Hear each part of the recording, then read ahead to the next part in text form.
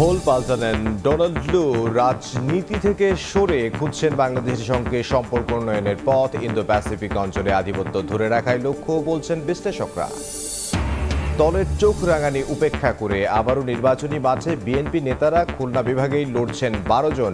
সব উপজেলাতেই আওয়ামী লীগের একাধিক প্রার্থী, আশাবাদী দুপক্ষই। ভালো যদি বাস্তবায়ন হয়, একচোটি তাদেরকে অপসারণ করে ওখানে আমরা নদী কার্যক্রম সেটা আমরা সম্পন্ন করব।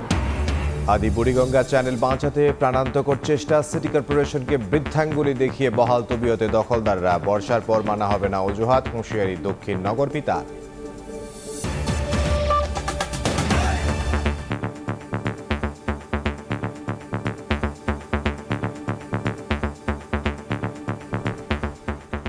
ভোরের সময় সঙ্গে আছে আমি ইমদাদুল হক।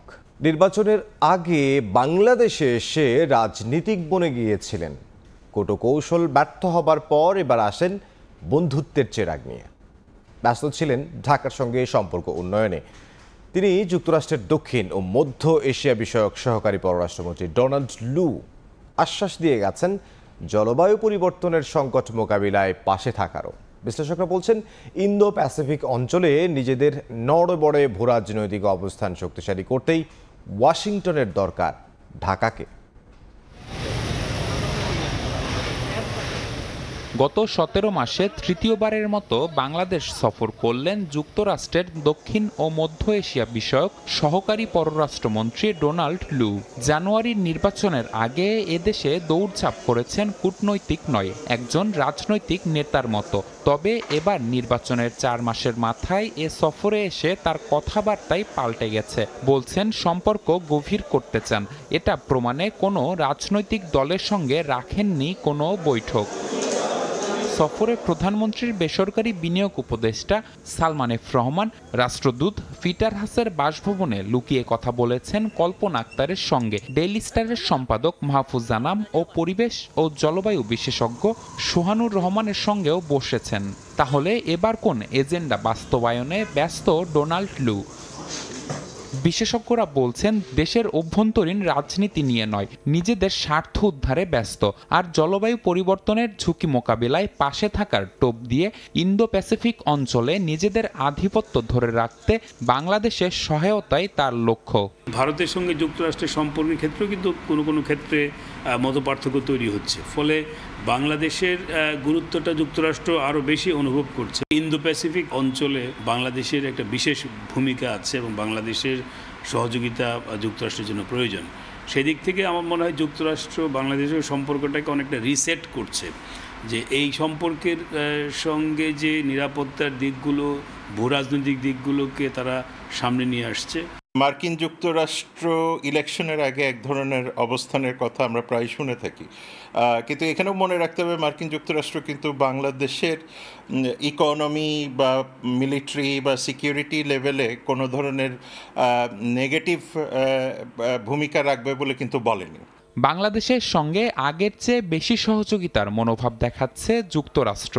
মন্তব্য করে বিশ্লেষকরা বলছেন বহুমাত্রিক সম্পর্ক বাড়াতে চাই ওয়াশিংটন। রাজনৈতিক বক্তব্য প্রদান কিংবা রাজনৈতিকভাবে প্রভাবিত করার চেষ্টা সেটি এখন আমরা দেখছি না। এটা কিন্তু পরিষ্কার যে হ্যাঁ, এনজিও কিংবা বিভিন্ন নাগরিক সমাজের প্রতিনিধির সাথে সাক্ষাৎ করলেও তাদের যে প্রধান যে স্বার্থের জায়গাটা, সেটা হচ্ছে বাংলাদেশের সঙ্গে তাদের যে বিনিয়োগের সম্পর্ক, বাংলাদেশের সঙ্গে তাদের যে বাণিজ্য, সেই স্বার্থটি অনেক বেশি গুরুত্বপূর্ণ। পলিটিক্যাল ইস্যু ছাড়াও মার্কিন যুক্তরাষ্ট্রের সাথে সেই হিসেবে আমরা দেখি যে বহুমাত্রিক সম্পর্ক, এবং সেই বহুমাত্রিক সম্পর্কগুলি কিন্তু পলিটিক্যাল যে আমরা কথাগুলি শুনেছি বা ইলেকটোরাল যে কথাগুলি শুনেছি সেগুলির বাইরেও চলবে। বিশ্বমোড়ল চীন যুক্তরাষ্ট্র দ্বন্দ্বের গ্যারাকলে যাতে বাংলাদেশ না পড়ে সেটি গুরুত্বপূর্ণ বিষয়। সেটাকে কৌশলগতভাবে এড়াতে না পারলে ব্যবসা বাণিজ্যে চাপের মুখে পড়তে পারে দেশ। নিবিড় সাহা, সময় সংবাদ, ঢাকা। বাংলাদেশের জাতীয় নির্বাচন ঘিরে নিতে চেয়েছিলেন খবরদারির ভূমিকা, সেখানে সফল না হয়ে এখন উল্টো সুর যুক্তরাষ্ট্রের। নির্বাচনের আগে সম্পর্কে টানা পড়েন স্বাভাবিক হয়েছে দাবি করে ডোনাল্ড লু বলছেন দুদেশের সম্পর্কের জনগণের মধ্যে সম্পর্ক জোরদার করাই সফরের লক্ষ্য। পররাষ্ট্রমন্ত্রী জানান সম্পর্ক এগিয়ে নিতে আগ্রহী বাংলাদেশও। বঙ্গবন্ধুর খুনিকে ফেরত দেয়া এবং জিএসপি সুবিধা মেলার আশ্বাস মিললেও র্যাবের নিষেধাজ্ঞা তোলার প্রক্রিয়া লম্বা। নির্বাচনের আগে বছরব্যাপী প্রায় ১৬ জন মার্কিন কর্মকর্তা সফর করেছেন বাংলাদেশে। নির্বাচন, গণতন্ত্র ও মানবাধিকার নিয়ে মন্তব্য করায় বাংলাদেশের সঙ্গে সম্পর্কে টানাপোড়েন ছিল স্পষ্ট। নির্বাচনের পর প্রথম কোনো মার্কিন কর্মকর্তা হিসেবে সফর করলেন দেশটির সহকারী পররাষ্ট্রমন্ত্রী ডোনাল্ড লু, যেখানে দূরত্ব ঘোচানোই মূল লক্ষ্য যুক্তরাষ্ট্রের। সফরের সবচেয়ে গুরুত্বপূর্ণ অধ্যায় পররাষ্ট্র সচিবের সঙ্গে মঙ্গলবার দ্বিপাক্ষিক বৈঠক অনুষ্ঠিত হয়। এরপর পররাষ্ট্রমন্ত্রীর সঙ্গে সৌজন্য সাক্ষাৎ শেষে প্রথমবারের মতো গণমাধ্যমের সামনে আসেন ডোনাল্ড লু। শুরুতেই তিনি বলেন, দুই দেশের জনগণের মধ্যে সম্পর্ক পুনর্নির্মাণ করাই তার সফরের উদ্দেশ্য। নির্বাচনের আগে সম্পর্কের টানাপোড়েনকে স্বাভাবিক উল্লেখ করে তা ঘোচাতে কাজ করা হবে বলে জানান তিনি। I visited Bangladesh these last 2 days in order to try to rebuild the trust between our peoples. Last year, we know there were a lot of tensions between the United States and Bangladesh. The United States worked very hard to promote free, fair, and nonviolent elections here. And it caused some tensions. This is common in our relationship. We want to look forward and not look back. দুই দেশের মধ্যে নিষেধাজ্ঞা, মানবাধিকার সহ কয়েকটি কঠিন বিষয় রয়েছে। এসব বিষয়ে কাজ করার মাধ্যমে একটি ইতিবাচক সম্পর্ক গড়তে চায় যুক্তরাষ্ট্র। RAB sanctions, we have labor reforms, we have human rights and business climate reforms. But in order to work on the hard issues, we want to build up the cooperation we have on positive issues. পরে পররাষ্ট্রমন্ত্রী জানান, দুই দেশের সম্পর্ক উন্নয়নে নানা বিষয় নিয়ে আলোচনা হয়েছে। বঙ্গবন্ধুর খুনি রাশেদ চৌধুরী ও বাণিজ্য সুবিধা জিএসপি ফিরিয়ে দেওয়ার বিষয়েও আশ্বাস দিয়েছেন মার্কিন কর্মকর্তা। তবে র্যাবের নিষেধাজ্ঞা তুলে নেওয়ার প্রক্রিয়া লম্বা বলে জানান মন্ত্রী। স্যাংশন দেওয়ার প্রক্রিয়াটাও অনেক লম্বা ছিল, উইথড্রয়ালের প্রক্রিয়াটাও একটু লম্বা। তবে এই নিয়ে বিস্তারিত আলোচনা হয়নি। রিইন্ট্রোডিউস করলে তারা জিএসপি ফ্যাসিলিটি বাংলাদেশকে আবার দিতে চায়। রাশেদ চৌধুরীকে আমরা এখানে ফিরিয়ে আনতে পারি, সেজন্য তারা অ্যাসিস্ট করবে। এছাড়া বাংলাদেশের কর ব্যবস্থাপনা উন্নয়ন, দুর্নীতি দমন এবং উচ্চশিক্ষায় সুযোগ বাড়ানোর বিষয়ে যুক্তরাষ্ট্র সহযোগিতা করবে বলেও আশ্বাস দেন ডোনাল্ড লু। ট্যাক্সেশন সিস্টেমকে আধুনিক করার জন্য। তাজওয়ার মাহমিদ, সময় সংবাদ, ঢাকা। নির্বাচন নিয়ে যুক্তরাষ্ট্র তাদের অবস্থান বদলায়নি বলে দাবি করেছেন বিএনপি মহাসচিব মির্জা ফখরুল ইসলাম আলমগীর। দলটির নেতাদের অভিযোগ, ডোনাল্ড লুর সঙ্গে বৈঠকে ভেতরে এক, বাইরে আরেক কথা বলছেন ক্ষমতাসীন দলের মন্ত্রী উপদেষ্টারা। ফের আন্দোলনের তোড়জোড় বিএনপিতে। মিত্রদের ঐক্যবদ্ধ করতে প্রতিদিনই হচ্ছে সমমনা দলগুলোর সঙ্গে বৈঠক। বুধবারও কয়েকটি দলের সঙ্গে বৈঠক করেছে বিএনপির লিয়াজু কমিটি। পরে ডোনাল্ড লুর ঢাকা সফর নিয়ে জানতে চাইলে বিএনপির মহাসচিব বলেন, সুষ্ঠু নির্বাচন ও মানবাধিকার বিষয়ে অবস্থান বদলায়নি যুক্তরাষ্ট্র। ক্ষমতায় টিকে থাকতে সরকার অপকৌশলের আশ্রয় নিচ্ছে বলেও মন্তব্য করেন তিনি। তারা একটা অবাধ, সুষ্ঠু, নিরপেক্ষ নির্বাচনের পক্ষে কথা বলেছেন। এটা তারা এখনো অব্যাহত রেখেছেন। এই বাংলাদেশের বর্তমান অবস্থার পরিস্থিতি তারা এতটুকু খুশি না। কিন্তু তারা তো আপনি জানেন যে কোনো দেশের তাদের কূটনৈতিক সম্পর্ক থেকে অব্যাহত রাখতে হয় সবাইকেই, এবং সেই জন্য তারা সেটাকে অব্যাহত রাখেনি। ডেভেলপমেন্টের কাছ থেকে এমনকি সামরিক শাসকদের সঙ্গেও তাদেরকে সেই সম্পর্ক রাখতে হয়। তারা তাদের দেশের প্রয়োজনে যেটা উপকারী মনে করছেন সেটা করছেন, কিন্তু তা কিন্তু বাংলাদেশের জনগণের বিরুদ্ধে গিয়ে করছেন না। এর আগে সকালে জাতীয় প্রেস ক্লাবে এক আলোচনা সভায় বিএনপির স্থায়ী কমিটির সদস্য নজরুল ইসলাম খান বলেন, ক্ষমতা হারানোর ভয়ে সরকার। আর রাজধানীর বিজয়নগর এলাকায় উপজেলা ভোট বর্জনের লিফলেট বিতরণ শেষে রুহুল কবির রিজভী বলেন, আওয়ামী লীগের মন্ত্রী উপদেষ্টারা বৈঠকে হাত পা ধরছে মার্কিন সহকারী পররাষ্ট্রমন্ত্রী ডোনাল্ড লুয়ের। বাইরে এসে ভিন্ন কথা বলে জনগণকে বিভ্রান্ত করছে। আজকে ডোনাল্ড লুর কাছে হাত পা ধরা, তাকে অনুরোধ বিনোদ করছে এই সরকারের লোকজন। ওরা মুখে এক কথা বলে আর জনগণকে আরেক কথা শোনায়। তারা ভিতরে ভিতরে এক কাজ করে আর জনগণকে ভিন্ন ধরনের কথা শোনায়। যারা এইভাবে দেশটাকে সর্বনাশের মুখে ঠেলে দিচ্ছে, তাদের হাত থেকে দেশটাকে মুক্ত করা। শুধু ভারত নয়, যে দেশ বাংলাদেশের গণতন্ত্রের বিরুদ্ধে অবস্থান নিবে তাদেরই বিরোধিতা করা হবে বলে জানান বিএনপি নেতারা। আফজাল হোসেন, সময় সংবাদ, ঢাকা। বহিষ্কারাদেশ, শীর্ষ নেতাদের হুমকি ও দলের নিষেধাজ্ঞা উপেক্ষা করেই উপজেলা নির্বাচনে বিভিন্ন পদে এবারও ভোটের মাঠে বিএনপি নেতারা। আগামী 21 মে হতে যাওয়া দ্বিতীয় ধাপের নির্বাচনে খুলনা বিভাগে চেয়ারম্যান পদে 3 জন সহ বিভিন্ন পদে লড়ছেন 12 জন। অন্যদিকে সব উপজেলাতেই রয়েছে আওয়ামী লীগের একাধিক প্রার্থী। জয়ের ব্যাপারে আশাবাদী দুপক্ষই। আব্দুল্লাহ আল মামুন রুবেলের প্রতিবেদনে বিস্তারিত। গ্রামে গ্রামে এখন নির্বাচনী আবহ, সড়কে রঙিন পোস্টার নির্বাচনী আমেজ বাড়িয়েছে আরও। প্রচার প্রচারণায় জমে উঠেছে উপজেলা নির্বাচনের দ্বিতীয় ধাপ। এই পর্বে খুলনা বিভাগের 10 জেলার 25 উপজেলায় ভোট গ্রহণ অনুষ্ঠিত হবে, যেখানে চেয়ারম্যান পদে লড়ছেন 90 জন প্রার্থী। প্রথম ধাপের নির্বাচনে খুলনা বিভাগে বিএনপির কোনো নেতাকর্মী প্রার্থী না থাকলেও এবার খুলনার ফুলতলা, দিঘলিয়া ও মেহেরপুরের গাংনীতে 3 জন চেয়ারম্যান পদে লড়ছেন। এছাড়া ভাইস চেয়ারম্যান, মহিলা ভাইস চেয়ারম্যান পদে রয়েছেন আরও 9 জন প্রার্থী। এরই মধ্যে প্রার্থীদের বহিষ্কার করা হয়েছে দল থেকে। তবুও নির্বাচনের মাঠে অনড় বিএনপি নেতারা। তাদের দাবি, মানুষের জন্যই রাজনীতি তাদের। আমি মানুষের স্বার্থে নির্বাচনের মাঠে আসছি, মানুষের আশা আকাঙ্ক্ষা পূরণ করার জন্য মানুষের নির্বাচনের মাঠে আসছি। মানুষের চাওয়া যে আমাকে নির্বাচনের মাঠে তারা দেখতে চায়। মানুষের আস্থা আমার উপরে যেটা আছে, এই নির্বাচনে আমি আমার আত্মবিশ্বাসের উপরে দাঁড়িয়ে প্রতিদ্বন্দ্বিতা করছি এবং ইনশাল্লাহ আমার বিজয় হবে। এদিকে অধিকাংশ উপজেলায় আওয়ামী লীগের একাধিক প্রার্থী থাকলেও উৎসব মুখর পরিবেশে জনপ্রিয়তা যাচাই শেষে জয়ের হাসি হাসতে চান তারা। যোগ্য প্রার্থী বেছে নেবেন, যোগ্য প্রার্থীকেই মানুষ ভোট দেবে। প্রতিবন্ধকতা সৃষ্টি করে এই কাজগুলো অব্যাহত কিছু কিছু জায়গায় আছে। নির্বাচন সংশ্লিষ্ট যারা জড়িত আছেন, আপনারা এদিকে নজর দিবেন। তৃতীয় ও চতুর্থ ধাপেও খুলনা বিভাগের অন্তত 15 জন বিএনপি নেতাকর্মী চেয়ারম্যান সহ বিভিন্ন পদে মনোনয়নপত্র সংগ্রহ করেছেন।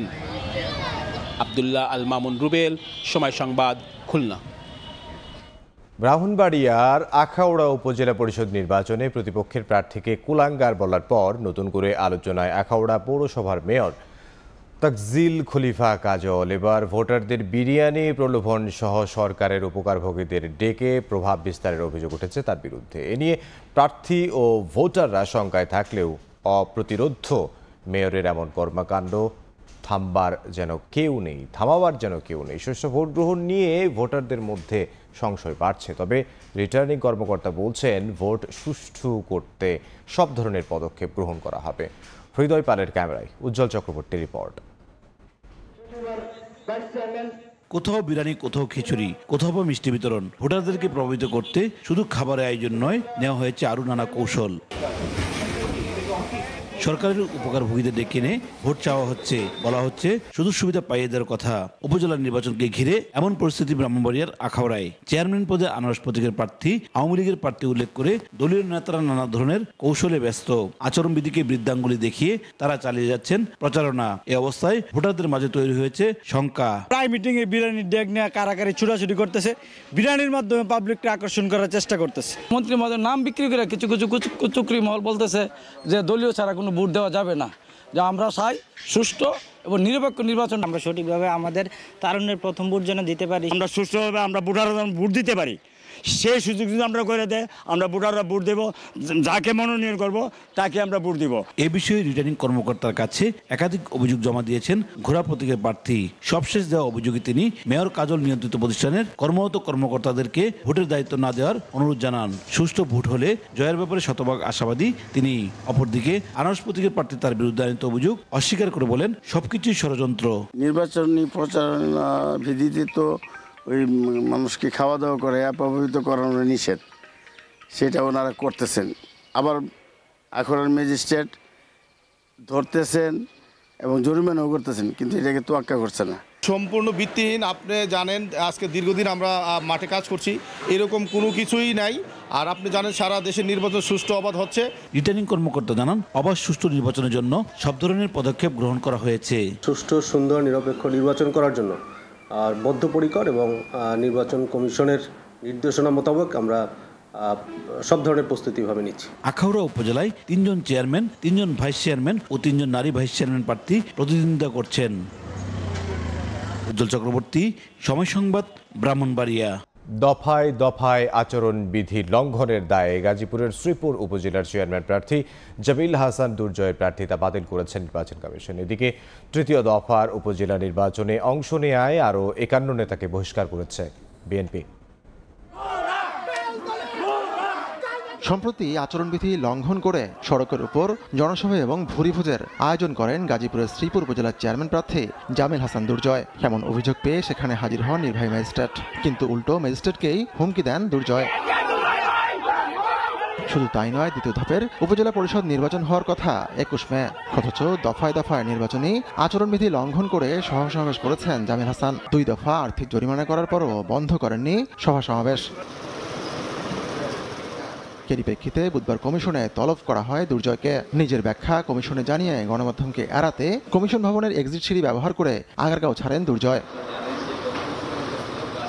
পরে কমিশনের অতিরিক্ত সচিব জানান, নির্বাচনী আচরণবিধি একাধিকবার লঙ্ঘনের অপরাধে নির্বাচন করতে পারছেন না প্রাথমিক ও গণশিক্ষা প্রতিমন্ত্রীর বড় ভাই জামিল হাসান দুর্জয়। ধারাবাহিকভাবে 3টা অপরাধ করেছে, ওনাকে নির্বাচনী আচরণবিধি লঙ্ঘন করেছে, ম্যাজিস্ট্রেটের কাজে ভঙ্গ করেছে, মিছিল করেছে। সকল অভিযোগগুলো কমিশন আমলে নিয়ে তার বক্তব্য শোনার পরে কমিশন সন্তুষ্ট হয়ে তার প্রার্থিতা বাতিল করেছেন। একই দিন তলব করা হয় বরিশাল ৬ আসনের সাংসদ আব্দুল হাফেজ মল্লিককে।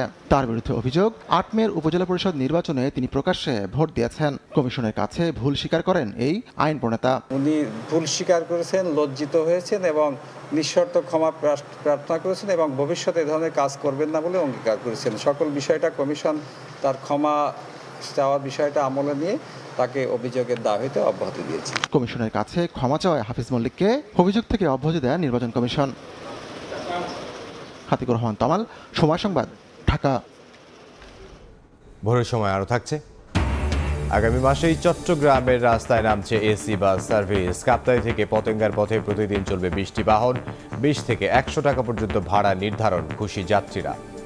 ইসরায়েলের আগ্রাসনে ফিলিস্তিনে প্রতিনিয়ত নারী শিশুরা দুর্বিষহ পরিস্থিতি পার করছেন। তাদের সহায়তায় জাতিসংঘকে দ্রুত কার্যকর পদক্ষেপ নেওয়ার আহ্বান জানিয়েছেন প্রধানমন্ত্রী শেখ হাসিনা। বুধবার সকালে ঢাকায় জনসংখ্যাগত বৈচিত্র্য ও টেকসই উন্নয়ন শীর্ষক এক বৈশ্বিক সংলাপের উদ্বোধনী অধিবেশনে বক্তব্য রাখেন সরকার প্রধান। বৈশ্বিক প্রেক্ষাপটে জনসংখ্যার বৈচিত্র্য ও টেকসই উন্নয়নের লক্ষ্যে বাংলাদেশ, জাপান ও বুলগেরিয়ার যৌথ আয়োজনে ঢাকায় অনুষ্ঠিত হল global dialogue on demographic diversity and sustainable development শীর্ষক আন্তর্জাতিক সম্মেলন। বুধবার সকালে হোটেল ইন্টারকন্টিনেন্টালে ICPD 30 বৈশ্বিক সংলাপ শিরোনামে উচ্চ পর্যায়ের এই আয়োজনে যোগ দেন প্রধানমন্ত্রী শেখ হাসিনা।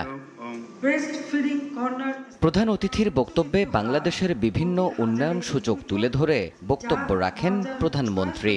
বর্তমানে শ্রমশক্তির 42.6% নারী, যা 2030 সালের মধ্যে 50-এ উন্নীত হবে। বৈশ্বিক এই প্ল্যাটফর্মে সরকার প্রধান স্বাস্থ্য খাতের উন্নয়নে কমিউনিটি ক্লিনিকের গুরুত্ব তুলে ধরেন। জানান, জনসংখ্যাকে জনশক্তিতে রূপান্তর করতে বৈশ্বিক অর্থায়ন নিশ্চিত জরুরি। আমরা আমাদের জনগোষ্ঠীকে দক্ষ জনশক্তিতে পরিণত করার জন্য ব্যাপক বিনিয়োগের উদ্যোগ নিয়েছি। বাংলাদেশ শান্তির পক্ষে উল্লেখ করে ইসরায়েলি আগ্রাসনে দুর্দশাগ্রস্ত ফিলিস্তিনি নারী শিশুদের পাশে দাঁড়াতে কার্যকর উদ্যোগ নিতে জাতিসংঘকে সরব হবার আহ্বান জানান প্রধানমন্ত্রী।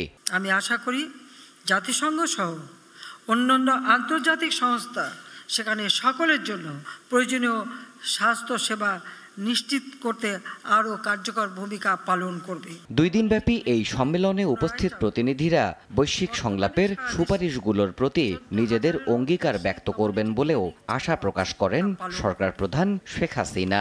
আমরা যুদ্ধ চাই না, শান্তি চাই। দেবাশিস রায়, সময় সংবাদ, ঢাকা। সেটাই আমরা কামনা করি। শিগগিরই নতুন স্কেডিউলে চলবে মেট্রো রেল। যাত্রী চাহিদা বিবেচনা করে 8 মিনিটের পরিবর্তে 5 মিনিট পর পর ছাড়বে ট্রেন। যদিও আপাতত পরিকল্পনা নেই শুক্রবারে চালুর। এদিকে 1.5 বছরের মধ্যেই MRT লাইন 6 প্রকল্পের ঋণের 75 কোটি টাকা পরিশোধ করেছে বলে জানিয়েছেন DMTCL এর ব্যবস্থাপনা পরিচালক। রাশেদ লিমানের রিপোর্ট। পদ্মা সেতুর পরে মেট্রো রেলই দ্বিতীয় কোনো মেগা প্রকল্প, যেখানে শুরুর দিন থেকেই প্রত্যাশা আর প্রাপ্তির হিসেবটা মিলে যাচ্ছে খাপে খাপ। শুরু থেকেই এমআরটি কর্তৃপক্ষ যেন এগিয়ে যাচ্ছে তালে তাল মিলিয়ে। উত্তরা থেকে আগারগাঁও 4 ঘন্টা থেকে শুরু, এখন মতিঝিল পর্যন্ত চলছে সকাল থেকে প্রায় রাত 10টা পর্যন্ত। তবু যেন তিল ধারণের ঠাঁই নেই, পিক অফ পিক বলে কিছুই নেই এই দ্রুত যানে, সবসময়ই যেন যাত্রীতে ঠাসা। তবু নেই অভিযোগ, সড়কের দীর্ঘ যানজট থেকে মুক্তি যেন বড় পাওয়া। ট্রেন তো বাড়ালে ভালো হয়, ভিতরে গ্যাদারিং হয়ে যায় প্রচুর। এখনো পর্যন্ত সার্ভিস ভালোই পেয়েছে। তবে এই যাত্রী চাপ সামলাতে এবার নতুন পরিকল্পনা নিয়েছে ডিএমটিসিএল। একটি ট্রেন থেকে অপর ট্রেন আসার সময় অর্থাৎ হেডওয়ে 8 মিনিট থেকে 5 মিনিটে নামিয়ে আনার কথা ভাবছেন তারা। পিক আওয়ারে সেই সময়টাতে কিভাবে আমাদের নিয়ে যাওয়া যায় সেই বিষয়টা নিয়ে আমরা কাজ করছি। এদিকে এই রেলপথ নির্মাণ ব্যয় হয়েছে প্রায় 33,500 কোটি টাকা, যার প্রায় 20,000 কোটি টাকা উন্নয়ন সহযোগী সংস্থা জাইকা আর বাকি টাকা যোগান দিয়েছে বাংলাদেশ সরকার। এরই মধ্যে এই ঋণের 3 কিস্তি পরিশোধ করেছে কর্তৃপক্ষ।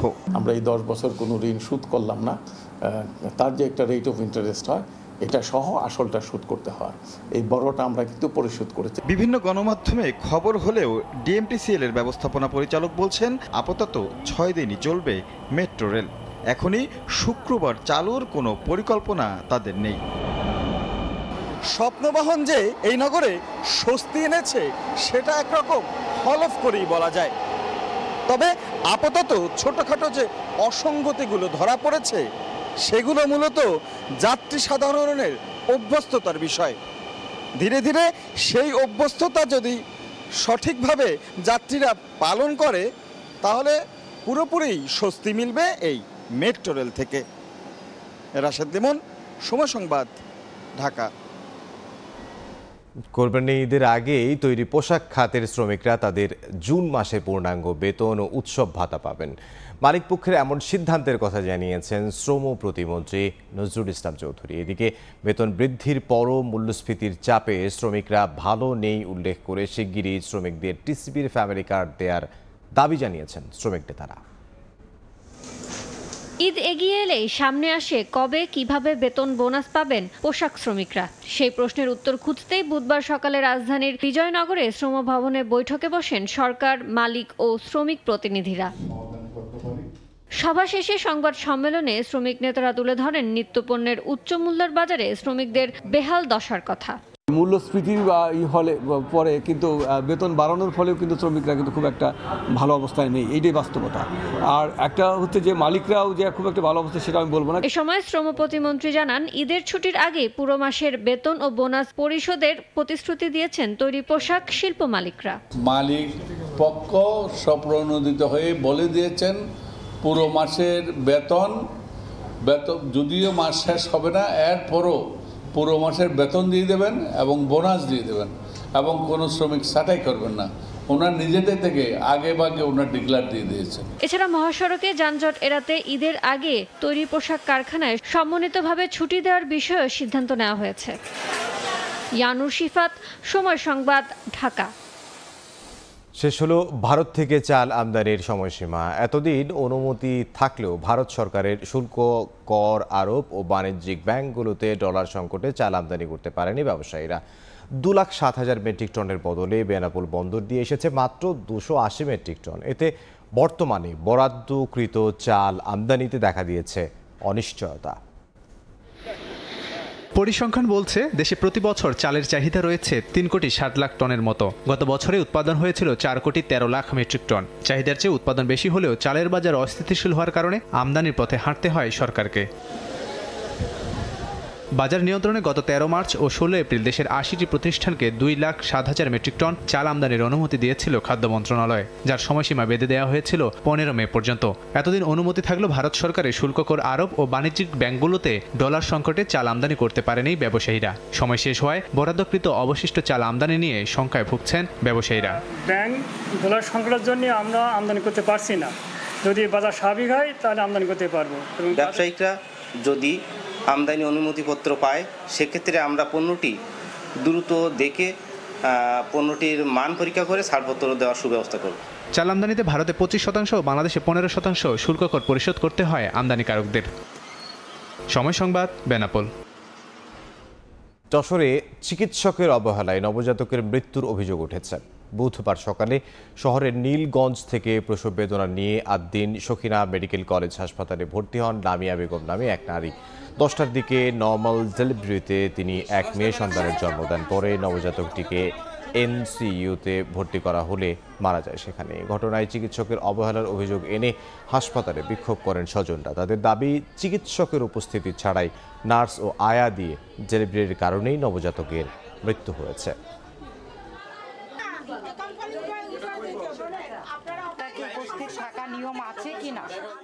ডাক্তার যার তত্ত্বাবধানে ছিল সে দেখিনি, সে জানেও না বিষয়টা, তারা অনভিজ্ঞ, তাদের দিয়ে ভুল ট্রিটমেন্টের কারণে আমার এই বাচ্চাটা যে মারা গেল। এই যে বাচ্চা ডেলিভারি হওয়ার পরেই বাচ্চার পরিস্থিতি যখন খারাপ দেখছে যে বাচ্চা হাঁফসে যেতে পারে, বাচ্চাকে সাথে সাথে আমাদের যেটা সর্বোচ্চ ট্রিটমেন্ট দেওয়ার জায়গায় এনআইসিইউ, বাচ্চা যেটা আইসিইউ, সেখানে ট্রান্সফার করছে। আমি যখন বাচ্চাটা দেখছি তখন বেসিক্যালি বাচ্চাটার অবভিয়াস কোনো রেসপন্স নাই। চেষ্টা করছি যে এর কোনো রেসপন্স আনা যায় কিনা, কিন্তু শেষ পর্যন্ত এটা আসলে আমরা পারিনি, এটা সম্ভব হয় নাই। জৌলু সারিয়ে দূষণে নিমজ্জিত আদি বুড়িগঙ্গা এখন জীর্ণ। সিটি কর্পোরেশন উদ্যোগ নিলেও কমানো যাচ্ছে না দখলদারদের দৌরাত্ম্য। রীতিমতো আরও জেঁকে বসেছে প্রশাসনের ঘাড়ে। এমন অবস্থা থেকে দ্রুতই মুক্তি চান বুড়িগঙ্গা পাড়ের বাসিন্দারা। সিটি কর্পোরেশন বলছে সীমানা পিলার বসানোর কাজ শেষ, বর্ষার পর মানা হবে না আর কোনো অজুহাত। হুঁশিয়ারি দক্ষিণ নগর পিতার এমন হুঁশিয়ারি দিয়েছেন। রতন মজুমদারের ছবিতে ধ্রুব ব্যানার্জির রিপোর্ট।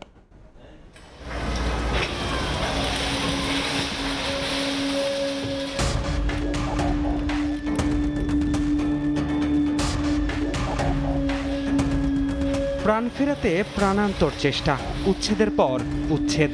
আদি বুড়িগঙ্গা চ্যানেল জুড়ে একের পর এক অভিযান।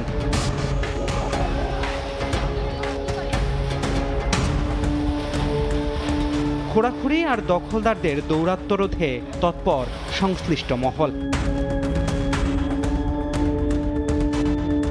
ফলাফল, সোয়ারিঘাট থেকে কিছুটা হলেও প্রাণ ফিরেছে এই চ্যানেলে। তবে কতটুকু দখলমুক্ত হয়েছে সেটা দেখতেই সেকশন এলাকায় সময় সংবাদ। একটু এগোতেই দেখা মিলল নাজমা বেগমের। এই এলাকাতেই কেটেছে তার পুরো যৌবন। জানালেন বুড়িগঙ্গার অতীত থেকে বর্তমান। জায়গা বল করে একজনে রাজনীতি করে দখল করে খাইছে, অনেকটা কমছে। সামনে এগোতেই দেখা মিলল এক দ্বীপের চারিদিকে খাল, মাঝে ভাঙাচোরা এক ভবন। এ যেন মগের মুল্লুক। সিটি কর্পোরেশনের উচ্ছেদ অভিযানের কারণে এমন অনেক স্থাপনা আছে যারা হয়ে গেছে সম্পূর্ণ যোগাযোগ বিচ্ছিন্ন। তাই তারা এমন রাস্তা কাঠ দিয়ে তৈরি করে তাদের ব্যবসা বাণিজ্য এখন পর্যন্ত চালিয়ে যাচ্ছে। সিটি কর্পোরেশন বারবার নোটিশ দিলেও তারা কেন জায়গা ছাড়ছেন না একটু জানতে চাই। নদী জায়গা ছিল একটা সময়, কিন্তু এটা তো আপনার মনে হয় যে ব্রিটিশের কাগজ যাদের কাছে আছে, ঠিক আছে, আপনার কাগজের কথা বলবেন। এই অংশেই বেড়ে উঠেছেন অনেকে। বয়সের ছাপ তাদের মুখে না ফুটে উঠলেও বৃদ্ধ হয়েছে বুড়িগঙ্গা। সিটি কর্পোরেশনকে বাহবা দিলেন রীতিমতো পিঠ চাপড়ে। নদীর মতন ছিল, এই জায়গা পরাট করে ফেলাইছে বিভিন্ন লোকজন, কিন্তু অ্যাকচুয়ালি কোনো সরকারি খাত জমি সব। উদ্যোগটা ভালো, যদি বাস্তবায়ন হয়। আরও একটু এগিয়ে মোহাম্মদপুরের দিকে যেতেই দেখা মিলল বেশ কয়েকটি কর্পোরেট প্রতিষ্ঠান। সিটি কর্পোরেশনের সিদ্ধান্তকে বুড়ো আঙুল দেখিয়ে চলছে পুরোদস্তুর ব্যবসা বাণিজ্য। চারিদিকে যেন ধ্বংসস্তূপ। এখানে আদি বুড়িগঙ্গা চ্যানেলের দুপাশ জুড়ে বসে গেছে সীমানা প্রাচীর, যাতে নতুন করে আর কেউ এই নদীর জায়গা দখল করে অবৈধ স্থাপনা গড়ে তুলতে না পারে। এমন কর্মকাণ্ডের কারণে প্রশংসায় ভাসছে সিটি কর্পোরেশন। তবে জনগণের মনে এবার একটি প্রশ্নের জন্ম নিয়েছে। সেটা হচ্ছে, এই নদীকে কেন্দ্র করে যারা এতদিন ধরে ব্যবসা বাণিজ্য করে বনে গেছেন রাঘব বোয়াল, তাদের বিরুদ্ধে কি আদৌ লড়তে পারবে সিটি কর্পোরেশন? এত অভিযানের পরও এখন কেন এমন অবস্থা? নগরপিতা জানালেন, দখলদারদের কয়েক দফায় দেয়া হয়েছে নোটিশ। বর্ষার পর কাজ শুরু করলে মানা হবে না আর কোনো অজুহাত। নিজস্ব অর্থায়নে একটা বড় কাজ করেছি, সেটা হলো যে আমরা সীমানা চিহ্নিত করে ফেলেছি। আমাদের যে মূল নকশা হয়ে যাবে, এই নকশার কাজ যখন সম্পন্ন হয়ে যাবে, আমরা দরপত্র করে একচোটেই তাদেরকে অপসারণ করে ওখানে আমরা আমাদের টেকসই যে নান্দনিক পরিবেশ বা অবকাঠামো তো না, নদীর কার্যক্রম, সেটা আমরা সম্পন্ন করব। উচ্ছেদের পর বুড়িগঙ্গার আদি চ্যানেলকে নিয়ে এখন নতুন স্বপ্ন বুনছে নগরবাসী। তবে তা কবে নাগাদ পূর্ণতা পাবে সেই উত্তর পেতে এখন নগর ভবনে দৃষ্টি তাদের। ধ্রুব ব্যানার্জি, সময় সংবাদ, ঢাকা। ইন্টার্ন চিকিৎসক ও নার্স নির্ভর হয়ে পড়েছে যশোর জেনারেল হাসপাতালের স্বাস্থ্যসেবা। রোগীদের অভিযোগ, হাসপাতালে ভর্তির পর বিশেষজ্ঞ বা জ্যেষ্ঠ চিকিৎসকদের দেখা পান না তারা। অভিযোগ পেলে ব্যবস্থা নেওয়ার আশ্বাস কর্তৃপক্ষের। জুয়েল মৃধার পাঠানো তথ্য, আবুল কালাম আজাদের ছবি নিয়ে রিপোর্ট। 2010 সাল থেকে যশোর জেনারেল হাসপাতাল ব্যবহৃত হচ্ছে যশোর মেডিকেল কলেজ হাসপাতাল হিসেবে। 250 শয্যার এই হাসপাতালে দৈনিক ধারণ ক্ষমতার দ্বিগুণ রোগী ভর্তি হয়ে চিকিৎসা নেন। এজন্য হাসপাতালের চিকিৎসকের 65টি পদের বিপরীতে কর্মরত আছেন 50 জন। পাশাপাশি বিভিন্ন প্রকল্পের আওতায় 12 জন, ডেপুটেশনে আসা 15 জন, অনারারি চিকিৎসক 18 জন এবং মেডিকেল কলেজের আরও 48 জন চিকিৎসক ও 50 জন ইন্টার্ন চিকিৎসক হাসপাতালে দায়িত্ব পালন করছেন। তবে হাসপাতালে ভর্তি রোগীদের অভিযোগ, ভর্তির পর বিশেষজ্ঞ বা জ্যেষ্ঠ চিকিৎসকের দেখা পান না তারা। ইন্টার্ন চিকিৎসক ও সেবিকাদের হাতেই পরিচালিত হয় পুরো চিকিৎসা ব্যবস্থা। তারা গুরুতর রোগী পেলেই রেফার করে দেন অন্যত্র। অভিযোগ উঠেছে, বিশেষজ্ঞ ও জ্যেষ্ঠ চিকিৎসকরা হাসপাতালের পরিবর্তে বিভিন্ন বেসরকারি ক্লিনিকে বেশি সময় দেন। অসুস্থ ছিল, আমি আসার পরে ডাক্তারকে বারবার কল করার পরে আমি ডাক্তার পাইনি। গতকালকে রাত্রি থেকে নিয়ে আজকে দিন পর্যন্ত কোনো ডাক্তার এখনো পর্যন্ত আমার সাথে সাক্ষাৎ হয়নি। ডাক্তারের কোনো এখানে আমরা কোনো একটা সুবিধা আমরা পাচ্ছি না। এখানে আমাদের ওষুধ কিনা ছিল 1000 টাকার, ইনজেকশন করে দিচ্ছে ওরা 7-8টা দিচ্ছে, এই চলতেছে। বলি দুটো করে ইনজেকশন দিয়ে চলে যাচ্ছে, আর কোনো খোঁজ নেই তাকে। যা আচরণ করেন তারা হচ্ছে সেই সমস্ত জায়গায় তাদেরকে দেখিয়ে অতিরিক্ত টাকা দিয়ে চিকিৎসা নিতে বাধ্য হচ্ছেন। অবশ্য কর্তৃপক্ষের দাবি, এমন কোনো অভিযোগ নেই তাদের কাছে। কেউ অভিযোগ করলে তদন্ত করে ব্যবস্থা নেওয়া হবে। ডাক্তার পায় না এটা ঠিক না, সার্বক্ষণিক কিন্তু আমাদের ইন্টার্নি চিকিৎসক নিয়োজিত আছে এবং তারা যদি মনে করে যে আমাদের বিশেষজ্ঞ ডাক্তার বা কনসালটেন্ট দরকার, তারা কিন্তু তৎক্ষণাৎ তাদেরকে ফোনে অবহিত করেন এবং তারা এসে কিন্তু দেখে যান। হাসপাতাল কর্তৃপক্ষের তথ্য মতে চিকিৎসকদের পাশাপাশি রোগীদের সেবায় হাসপাতালে 237 জন নার্স ও 3 শতাধিক শিক্ষানবিশ নার্স কর্মরত আছেন। সময় সংবাদ, যশোর। দিন দিন স্বর্ণ পাচারের রুটে পরিণত হচ্ছে খুলনা। ঢাকা থেকে খুলনা হয়ে সাতক্ষীরা সীমান্ত দিয়ে পাচার হচ্ছে ভারতে।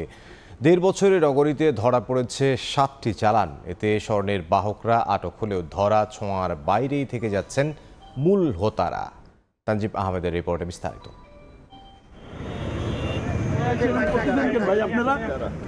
বাস থামিয়ে চলছে পুলিশের তল্লাশি।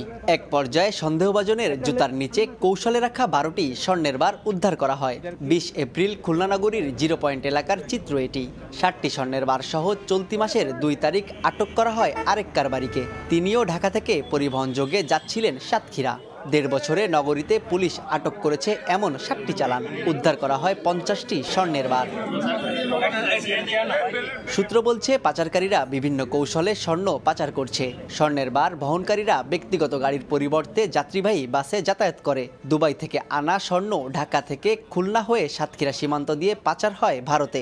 এক্ষেত্রে 3 থেকে 4 বার হাত বদল হয়। ফলে বেশিরভাগ সময় বহনকারী মূল হোতাকে দেখেও না।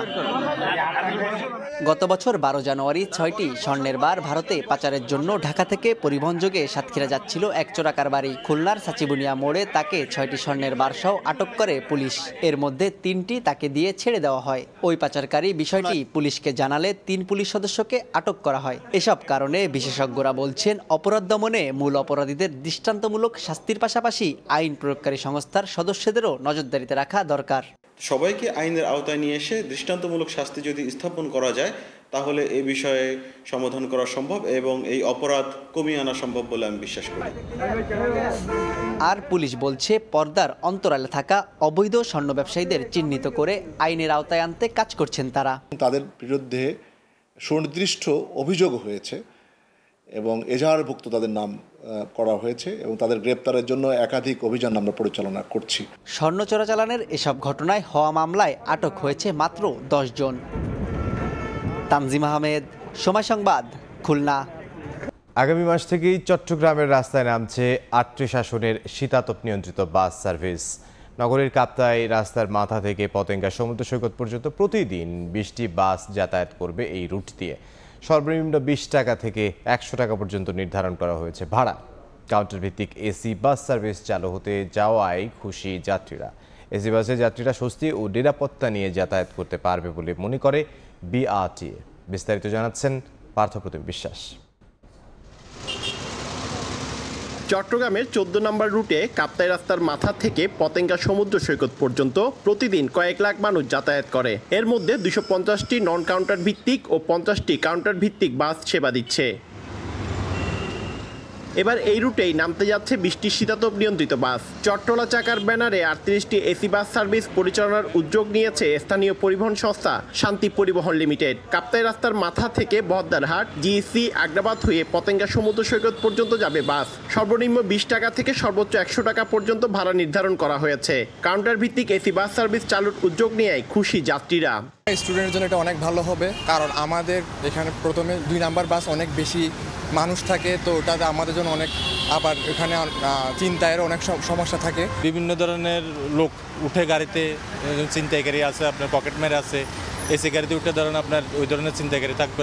ফিমেল স্টুডেন্ট আছে, তার জন্য ভালো হবে। এসি পরিবহন চালু আমাদের সাধারণ মানুষের জন্য অনেক ভালো হবে। মূলত বাসগুলোর চেসিস ভারতীয় কোম্পানি টাটা মোটরসের হলেও বডিগুলো দেশেই প্রস্তুত করা হচ্ছে। বর্তমানে ঢাকায় বাসগুলো তৈরি হচ্ছে। জুনের মধ্যেই বাণিজ্যিক পরিষেবা চালু করতে ইতোমধ্যে 10টি বাস প্রস্তুত রয়েছে বলে জানান শান্তি এক্সপ্রেস লিমিটেডের ব্যবস্থাপনা পরিচালক। ডাস্ট মুক্ত থাকবে, নিরাপত্তা থাকবে, দাঁড়িয়ে যেতে থাকবে না। নির্দিষ্ট যারা, বিশেষ করে যারা মহিলা যাত্রীরা, তারা নির্দিষ্ট সিটের বসে এখানে যাতায়াত করতে পারবে।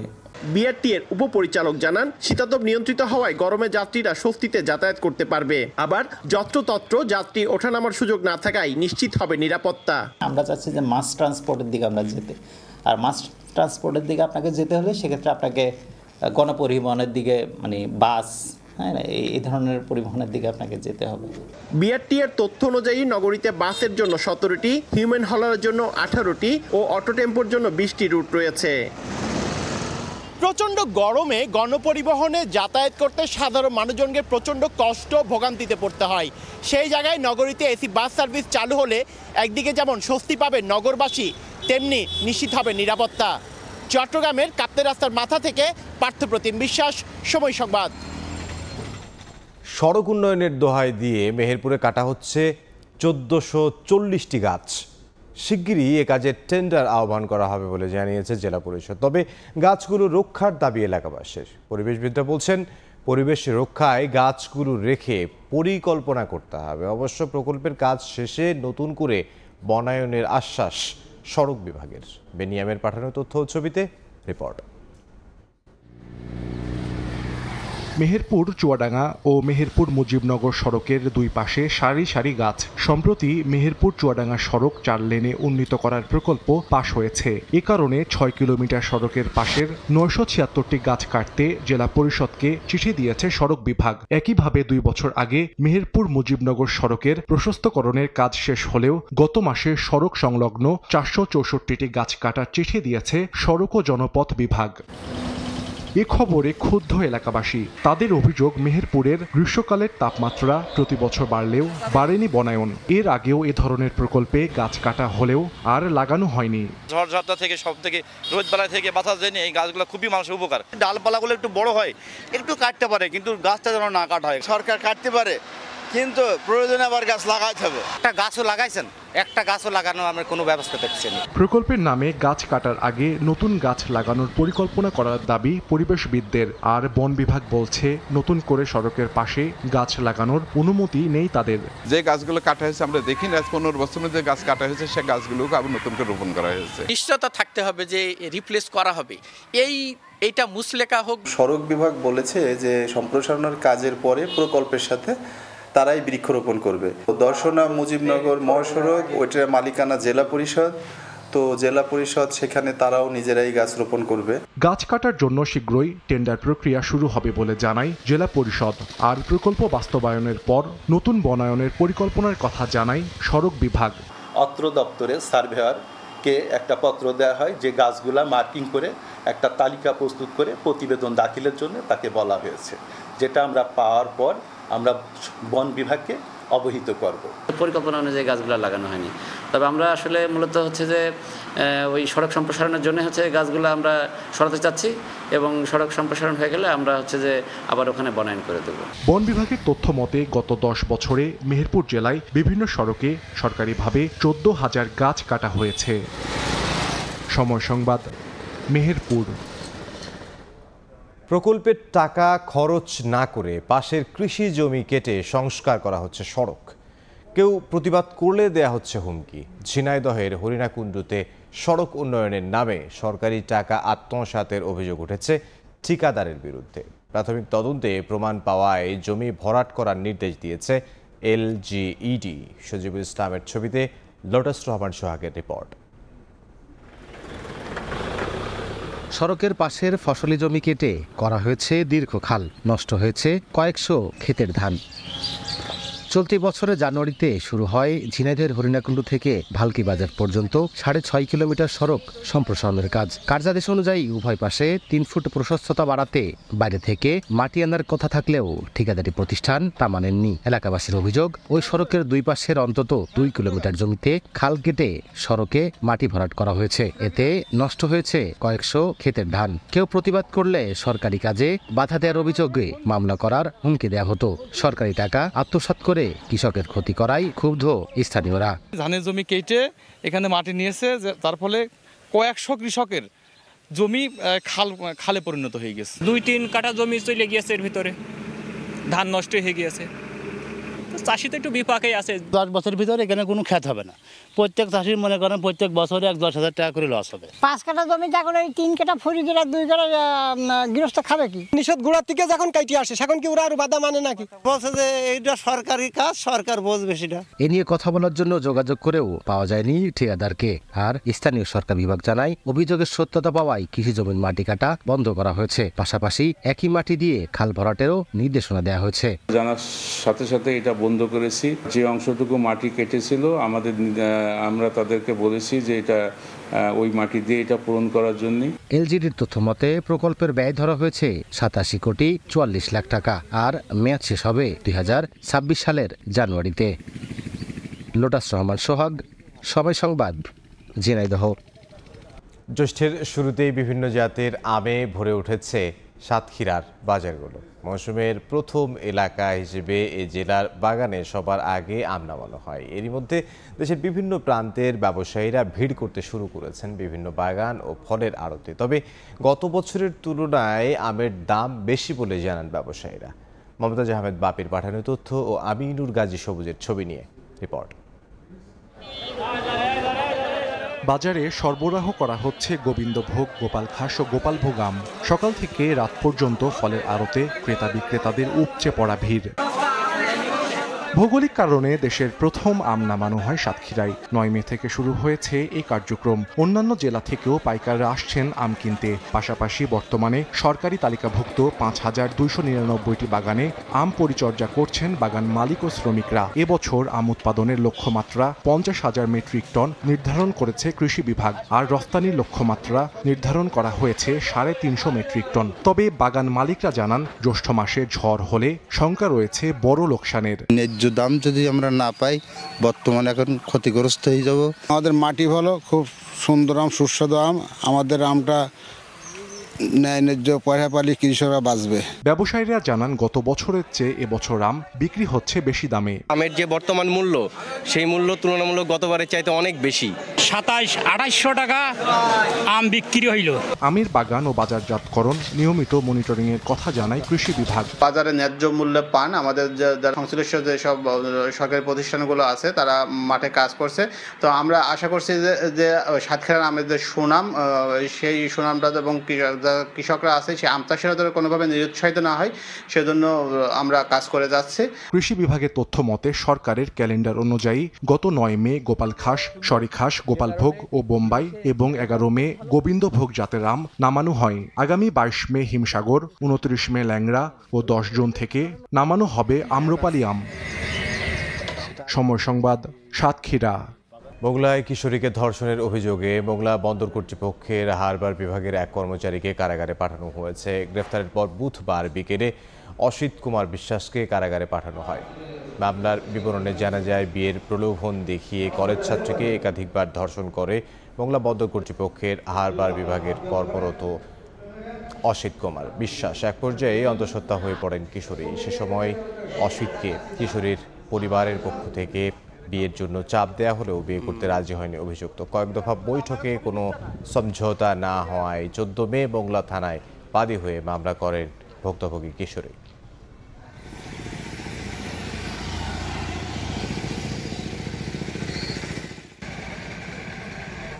পটুয়াখালীর পায়রা বন্দরের প্রথম টার্মিনালে প্রথমবার নোঙর করেছে বিদেশি জাহাজ। বুধবার বিকেলে বন্দরের নবনির্মিত জেটিতে 24,000 মেট্রিক টন লাইমস্টোন নিয়ে নোঙর করে পানামার পতাকাবাহী মাদার ভেসেল জেন। প্রথমবারের মতো বন্দরের টার্মিনালের জেটিতে বিদেশি জাহাজ নোঙর করায় উচ্ছ্বসিত বন্দর সংশ্লিষ্টরা। বিষয়টিকে তারা বলছেন মাইল ফলক। গত 10 মে দুবাইয়ের ফৌজিয়া বন্দর থেকে 50,500 মেট্রিক টন লাইমস্টোন নিয়ে যাত্রা শুরু করে 200 মিটার দৈর্ঘ্য ও 33 মিটার প্রস্থের জাহাজটি পায়রা বন্দরে পৌঁছে খালাস করে 26,500 মেট্রিক টন লাইমস্টোন।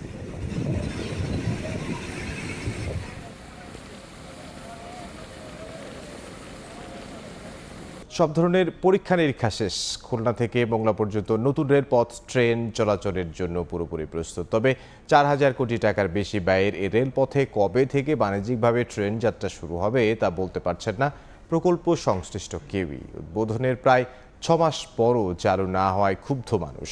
এতে মোংলা বন্দর কেন্দ্রিক অর্থনৈতিক সম্ভাবনা থমকে গেছে বলে অভিযোগ ব্যবসায়ীদের। নেমল হোসেন কোচির তোলা ছবিতে আব্দুল্লাহ আল মামুন রুবেলের প্রতিবেদন। পদ্মা সেতুর পর দক্ষিণাঞ্চলের অর্থনৈতিক নতুন সম্ভাবনা নিয়ে প্রস্তুত খুলনা থেকে মোংলা পর্যন্ত নতুন রেলপথ।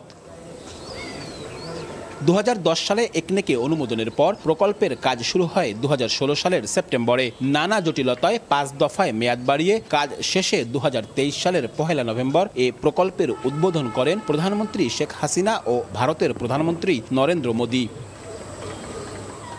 91 কিলোমিটার নতুন এই রেলপথে রূপসা নদীর ওপর 5.13 কিলোমিটার দীর্ঘ একটি রেল সেতু নির্মাণ করা হয়। এছাড়া 11টি প্ল্যাটফর্ম, 107টি কালভার্ট, 31টি ছোট ব্রিজ ও 9টি আন্ডারপাসের নির্মাণ সম্পন্ন। এরই মধ্যে 4 দফায় পরীক্ষামূলকভাবে চলেছে ট্রেন। চলতি বছর 1 জানুয়ারি থেকে যাত্রীবাহী ট্রেন চলার ঘোষণাও দেয়া হয়। তবে অজ্ঞাত কারণে এখনও যাত্রা শুরু করেনি যাত্রীবাহী বা পণ্যবাহী কোনো বাণিজ্যিক ট্রেন। এতে ক্ষুব্ধ খুলনা অঞ্চলের মানুষ। অধীর আগ্রহ নিয়ে অপেক্ষা করছি যে অতি শীঘ্রই এই রেল লাইনটা চালু হোক, আমরা যাতে করে খুলনা থেকে মোংলা অতি দ্রুত যাতায়াত করতে পারি। আমরা মোংলা থেকে পণ্য আনতে পারবো, তারপরে মোংলা যারা কর্মজীবী মানুষ তারাও যাতায়াত করতে পারবে। এক্ষেত্রে আমরা চাই যে দ্রুত আমাদের এই ট্রেনটা চালু হোক। সব দিকে সুবিধা পাবো, সময় বাঁচবে, অর্থনৈতিক অবস্থাও বাঁচবে। দীর্ঘ এই সময় ট্রেন না চলায় হতাশ মোংলা বন্দর কেন্দ্রিক ব্যবসায়ীরাও। একটি সম্ভাবনাময় এতগুলো টাকা খরচ করে এটা বসে আছে, এটা চালু হচ্ছে না, এতে আমাদের ব্যবসা বাণিজ্যের ব্যাপক ক্ষতি হচ্ছে। মোংলা বন্দর সক্রিয় হচ্ছে না, সচল হচ্ছে না। এদিকে কবে থেকে ট্রেন চলবে তার উত্তর নেই প্রকল্প সংশ্লিষ্টদের কাছেই। Government inspector of Bangladesh railway কর্তৃক এই নবনির্মিত রেল লাইনটি পরিদর্শন করায় ওনার রিপোর্টের জন্য আমরা ওয়েট করছি। এই রিপোর্ট পাওয়া পরবর্তী যে কোনো সময় ট্রেন চালানো এখন সম্ভব। ভারত সরকারের ঋণ সহায়তা চুক্তির আওতায় খুলনা মোংলা রেল প্রকল্পটি বাস্তবায়ন করেছে ভারতীয় প্রতিষ্ঠান L&T এবং ইরকন ইন্টারন্যাশনাল। 4,261 কোটি টাকা ব্যয়ের এই রেলপথ আর কতদিন এভাবে পড়ে থাকবে? রেলওয়ে সূত্রের খবর, জনবল, কোচ আর ইঞ্জিন সংকটে এ পথে রেল চলছে না। তবে অর্থনৈতিক গুরুত্ব বিবেচনায় সব সংকট দ্রুত সমাধান করে এ পথে রেল চালানোর দাবি এ অঞ্চলের মানুষের। আব্দুল্লাহ আল মামুন রুবেল, সময় সংবাদ, খুলনা। নোংরা ও অস্বাস্থ্যকর পরিবেশে মিষ্টি তৈরির দায়ে মেহেরপুরে একজন দোকান মালিককে 1 লাখ টাকা জরিমানা করা হয়েছে। বুধবার দুপুরে গাংনী এলাকায় অভিযান চালায় ভোক্তা অধিকার সংরক্ষণ অধিদপ্তর। এ সময় একটি দোকানে নোংরা ও অস্বাস্থ্যকর পরিবেশে মিষ্টি তৈরির অপরাধে মালিককে 1 লাখ টাকা জরিমানা করা হয়। এই অভিযান অব্যাহত থাকবে বলে জানিয়েছে সংশ্লিষ্ট কর্মকর্তা।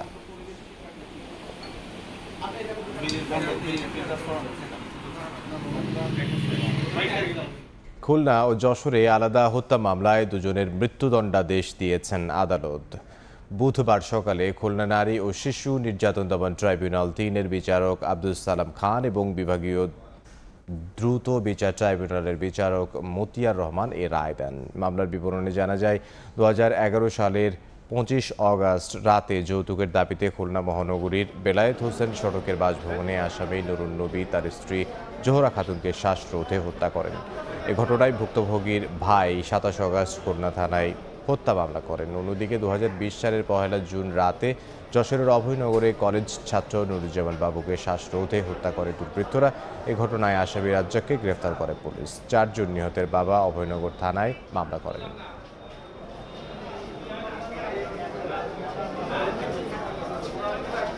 গাইবান্ধা পৌর পার্কে শুরু হয়েছে 4 দিনব্যাপী নাসিব উদ্যোক্তা মেলা। জাতীয় ক্ষুদ্র ও কুটির শিল্প সমিতি বাংলাদেশের আয়োজনে উদ্যোক্তা মেলায় অংশ নিয়েছেন জেলার বিভিন্ন পর্যায়ের উদ্যোক্তারা। হাতের কাজ করা বাহারি পোশাক, বিছানার চাদর, কুটির তৈরি পণ্য, উদ্যোক্তাদের তৈরি ঐতিহ্যবাহী বিভিন্ন খাবার, কেক, কসমেটিক্স পণ্য সহ বিভিন্ন রকম পণ্যের স্টল বসানো হয়েছে মেলায়। উদ্যোক্তারা জানান, মেলায় নিজের তৈরি করা পণ্য বিক্রি করতে এসে ব্যাপক সাড়া পাচ্ছেন তারা। এদিকে উদ্যোক্তাদের আরও এগিয়ে নিতে এই আয়োজন বলে জানান আয়োজকরা। মেলা চলবে 18 মে পর্যন্ত।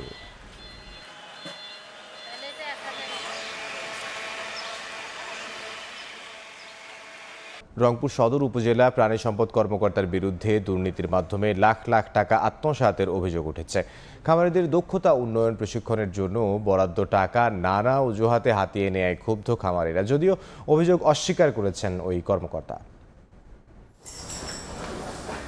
প্রাণী সম্পদ ও ডেইরি উন্নয়ন প্রকল্পের আওতায় দেশের উপজেলা পর্যায়ে খামারিদের প্রশিক্ষণের ব্যবস্থা করেছে সরকার। রংপুর সদর উপজেলা ও সিটি কর্পোরেশন এলাকায় 39টি গ্রুপে প্রশিক্ষণ নিচ্ছেন মোট 1560 জন খামারি। অভিযোগ উঠেছে, খামারিদের প্রশিক্ষণের টাকা 9-6 করে লাখ লাখ টাকা হাতিয়ে নিয়েছেন উপজেলা প্রাণী সম্পদ কর্মকর্তা রহমত আলী। সরঞ্জামাদি বাবদ বরাদ্দ হচ্ছে 100 টাকা, দেওয়া হচ্ছে আমাদেরকে 30 টাকার সরঞ্জামাদি। সরকারি বরাদ্দের যে বাজেট, সেখান থেকে তারা অনেক টাকা অপচয় হয় এখানে এবং তারা এটা দুর্নীতি করে। শুধু নিয়ম রক্ষার জন্য 1 ঘন্টা ট্রেন করছে করে ওনারা দিয়ে বলে আমরা আরেকখানে যাচ্ছি। বুধবার এক সংবাদ সম্মেলনে ডেইরি ফার্মার্স অ্যাসোসিয়েশনের নেতারা অভিযোগ করেন, খামারিদের সম্মানী ভাতা দেওয়া হয়নি। প্রশিক্ষণ চলাকালে নিম্নমানের খাবার পরিবেশন এবং বিনামূল্যে ঔষধ বিতরণ না করে লাখ লাখ টাকা হাতিয়ে নেয় প্রাণী সম্পদ কর্মকর্তা রহমত আলী। যেই খাবারটা দেওয়া হয়, যার রেট ধরা হয় 300 টাকা, আসলে আদতে সর্বোচ্চ খরচ পড়ে 200 টাকা। যদি এই সাথে জড়িত থাকে তাহলে এটা তদন্ত করে এটার জন্য ব্যবস্থা গ্রহণ করা হয়। তবে এসব অভিযোগ বানোয়াট ও ভিত্তিহীন দাবি ওই প্রাণী সম্পদ কর্মকর্তার। ইতিপূর্বে এটা আমি দেইনি, আগের অফিসার দিয়েছেন এবং তারা তদবির করে নিয়েছে। আমি এই জায়গায় হাত দিয়েছি দেখে আমার বিরুদ্ধে এখন সাংবাদিক সম্মেলন করছে। জেলা প্রাণী সম্পদ কর্মকর্তা বলছেন, লিখিত অভিযোগ পেলে তদন্ত করে ব্যবস্থা নেওয়া হবে। এবার জমি দুর্নীতির মামলায় জামিন পেলেন পাকিস্তানের সাবেক প্রধানমন্ত্রী ইমরান খান। স্থানীয় সময় বুধবার ইসলামাবাদের একটি আদালত জামিন দেয় তাকে। অভিযোগ ছিল, প্রধানমন্ত্রী থাকাকালীন একজন আবাসন ব্যবসায়ীকে অবৈধ উপায়ে সহায়তা করায় তার কাছ থেকে জমিটি উপহার স্বরূপ পান ইমরান ও তার স্ত্রী বুশরা বিবি। যদিও বরাবরই এই অভিযোগ প্রত্যাখ্যান করে আসছেন ইমরান, পরে ইসলামাবাদ হাইকোর্টের কাছে জামিনের আবেদন করেন তিনি। তবে আরও 2টি মামলার শাস্তি ভোগের কারণে ভূমি দুর্নীতিতে জামিন পেলেও দ্রুতই কারাগার থেকে ছাড়া পাচ্ছেন না তিনি।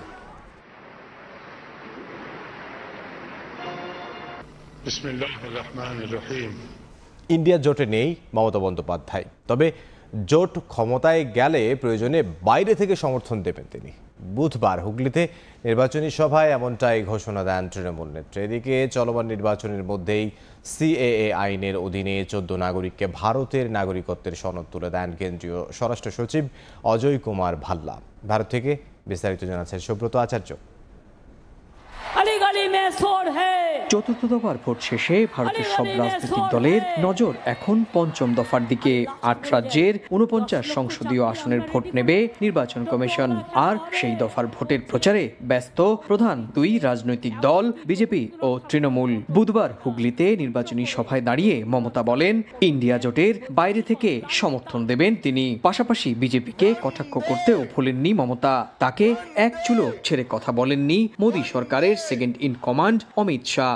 রাজ্যে সন্ত্রাস ও দুর্নীতির পুরো দায় তৃণমূল নেত্রীর কাঁধে চাপান ভারতের স্বরাষ্ট্রমন্ত্রী। 70 साल तक कांग्रेस, तृणमूल कांग्रेस, कम्युनिस्ट सभी लोग राम मंदिर को अटका कर रखे। एक 5 ही साल में मोदी जी ने केस भी जीता, भूमि पूजन भी किया और 22 जनवरी को प्राण प्रतिष्ठा कर कर जय श्री राम। जब ममता जी का शासन आया तब सत्यजीत दा नहीं थे, वरना वो हीरक राजा देशरे इसकी जगह हीरक रानी नाम का मूवी बनाते।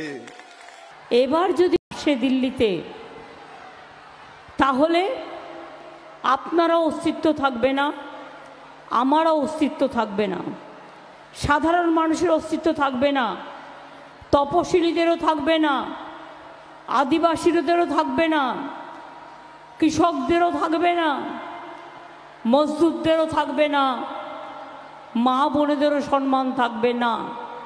আর চাকরি বাকরি ভুলে যান, চাকরি বাকরি ওরা দেয় না। এদিকে 4 দফার ভোটের পর এসেছে সিএ প্রসঙ্গ।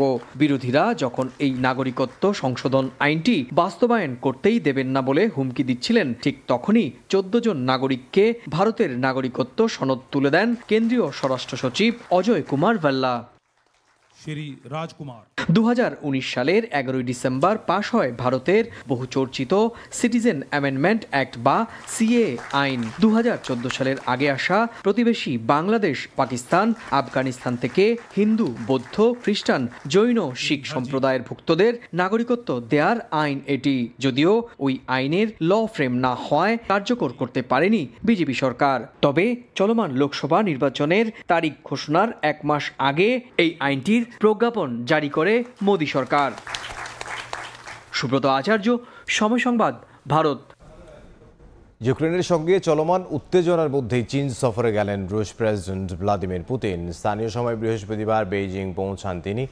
চীনা প্রেসিডেন্ট শি জিনপিং এর আহ্বানে আগামী 2 দিন চীনেই থাকবেন পুতিন। পশ্চিমা আধিপত্য রুখতে এক হয়ে কাজ করতে বদ্ধপরিকর মস্কো। বেইজিং সফরে 2 নেতা তাদের বিস্তৃত অংশীদারিত্ব ও কৌশলগত সহযোগিতা নিয়ে বিশদ আলোচনা করবেন। সেই সঙ্গে রুশ চীনা সহযোগিতা কিভাবে আরও বাড়ানো যায় তা খুঁজে বের করার চেষ্টার পাশাপাশি আন্তর্জাতিক ও আঞ্চলিক ইস্যু নিয়ে কথা বলবেন। এরপর দুদেশের মধ্যে কূটনৈতিক সম্পর্কের 75 বছর উপলক্ষে আয়োজিত একটি অনুষ্ঠানে অংশ নেবেন পুতিন। পুনরায় প্রেসিডেন্ট হিসেবে নির্বাচিত হওয়ার পর এটি পুতিনের প্রথম বিদেশ সফর আর 6 মাসের মধ্যে চীনে তার দ্বিতীয় সফর।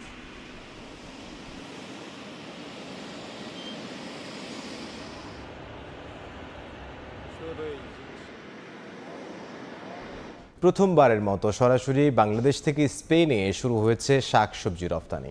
স্পেনের বাংলাদেশ দূতাবাসে কমার্শিয়াল উইং এর সহযোগিতায় হাট বাজার নামে বাংলাদেশি মালিকানাধীন একটি প্রতিষ্ঠানের উদ্যোগে এই কার্যক্রম শুরু হলেও আগামীতে এর পরিধি আরও বাড়বে বলে মনে করেন প্রবাসীরা। স্পেন থেকে সাইফুল আমিনের তথ্যচিত্রে রিপোর্ট। দক্ষিণ ইউরোপের দেশ স্পেনে প্রচুর পরিমাণ বাংলাদেশির বসবাস। এর ফলে দেশটিতে ক্রমেই বাড়ছে দেশীয় শাকসবজির চাহিদা। এতদিন বাংলাদেশ থেকে কোনো শাকসবজি আমদানির সুযোগ না থাকলেও দীর্ঘদিন পর সেই সুযোগ চালু হয়েছে। গত কয়েক মাসের চেষ্টায় সেই ঘাটতি পূরণ করতে যাচ্ছে স্পেনের বাংলাদেশি মালিকানাধীন প্রতিষ্ঠান হাটবাজার। বাংলাদেশ দূতাবাসের চেষ্টায় প্রথমবারের মতো বাংলাদেশ থেকে স্পেনে রপ্তানি হচ্ছে শাকসবজি। তারা বাংলাদেশ থেকে যেহেতু এর আগে কখনোই শাকসবজি আসে নাই, তো সেই জটিলতা তৈরি হয়। জটিলতাটা তারা আমাকে জানায়। আমাকে জানানোর পরে আমরা দূতাবাসের পক্ষ থেকে একটা অফিসিয়ালি একটা চিঠি ইস্যু করি এখানকার কাস্টমস কর্তৃপক্ষের বরাবর এবং তাদের সাথে যোগাযোগ করি। যোগাযোগ করার পরে তারপরে তারা গত পরশুদিন প্রায় 11টি আইটেম তারা ছেড়ে দেয়। আমরা প্রায় 22টা আইটেমের মধ্যে 11টা আইটেম আমরা পেয়েছি। আমরা চেষ্টা করবো বাংলাদেশিদের জন্য সুলভ মূল্যে এটা বিক্রি করার জন্য। বিদেশের মাটিতে দেশি শাকসবজি পেয়ে খুশি প্রবাসী বাংলাদেশিরা। পছন্দের সবজি পেয়ে স্বাদ নিচ্ছেন স্প্যানিশ নাগরিকরাও। বাংলাদেশি সবজি আসছে, এই নিয়ে আমরা অনেক এক্সাইটেড। আশা করছি এটা ভবিষ্যতে বজায় থাকবে এবং আমরা নিয়মিত বাংলাদেশি সবজিগুলো পাবো। বাংলাদেশের সবজিটা তো খুব আনন্দ, সেরকম আনন্দ সবজি মিলে সবকিছু মিলে বাংলাদেশের মতো এরকম স্বাদ মিলে। কচুর লতি, সাজনা, তারপরে কাঁচা আম, যাদের পছন্দ বিশেষ করে মহিলাদের কাছে, তারা এগুলো দেখে খুবই আনন্দে আবেদন। শাকসবজি প্রথম আসছে, আমরা খেয়ে বাংলাদেশে সেই স্বাদ অনুভব করছি। প্রবাসী বাংলাদেশিরা বলছেন এ ধারা অব্যাহত থাকলে একদিনে যেমন ব্যবসায়ীরা লাভবান হবেন, অন্যদিকে শক্তিশালী হবে দেশের অর্থনীতি। আগামীতে দেশীয় পণ্যের রপ্তানি বাড়াতে স্পেন সরকারের সঙ্গে বাণিজ্যিক আলোচনা জোরদারের দাবি প্রবাসীদের। সময় সংবাদ, স্পেন। ইউরোপের শক্তিশালী অর্থনীতির দেশ জার্মানির বিভিন্ন প্রতিষ্ঠানে এখনও কাটেনি কর্মী সংকট। বিগত বছরগুলোর মতো এবছরও প্রয়োজন কয়েক হাজার সুদক্ষ কর্মী, যেখানে বাংলাদেশেরও রয়েছে অপার সম্ভাবনা। দেশটির অর্থনীতির চাকা সচল রাখতে প্রতিষ্ঠানগুলোকে তাই বিদেশ থেকে কর্মী আনার তাগিদ দিলেন German chancellor Olaf Scholz. Berlin থেকে বিটু বড়ুয়ার রিপোর্ট। বিশ্বের অন্যতম শক্তিশালী অর্থনীতির দেশ জার্মানিতে দেখা দিয়েছে ভয়াবহ জনবলের অভাব। বিশেষ করে ক্ষুদ্র, মাঝারি ও ভারী শিল্প প্রতিষ্ঠানের নানা পদে স্থানীয় সুদক্ষ কর্মীদের পাশাপাশি প্রয়োজন কারিগরি বিষয়ে অভিজ্ঞ জনবল।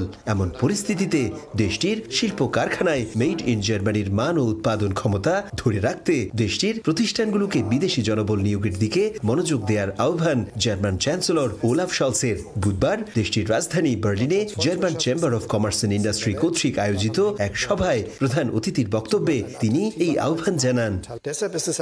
জার্মানির উন্মুক্ত অর্থনীতি পৃথিবী বিখ্যাত। আমাদের শিল্পের উন্নয়নে এটা দারুণ ভূমিকা রেখেছে।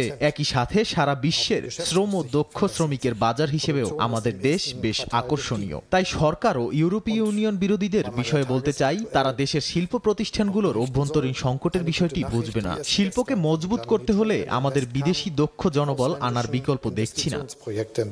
এ সময় বিদেশি কর্মীদের জন্য জার্মান প্রতিষ্ঠানগুলোকে নিয়োগ প্রক্রিয়া আরো দ্রুত ও আরো সহজ করার পাশাপাশি কর্মীদের আবাসন সুবিধা নিশ্চিত করা সহ সকল বিষয়ে দেশের ডিজিটাল পদ্ধতি অনুসরণের আহ্বান জানান।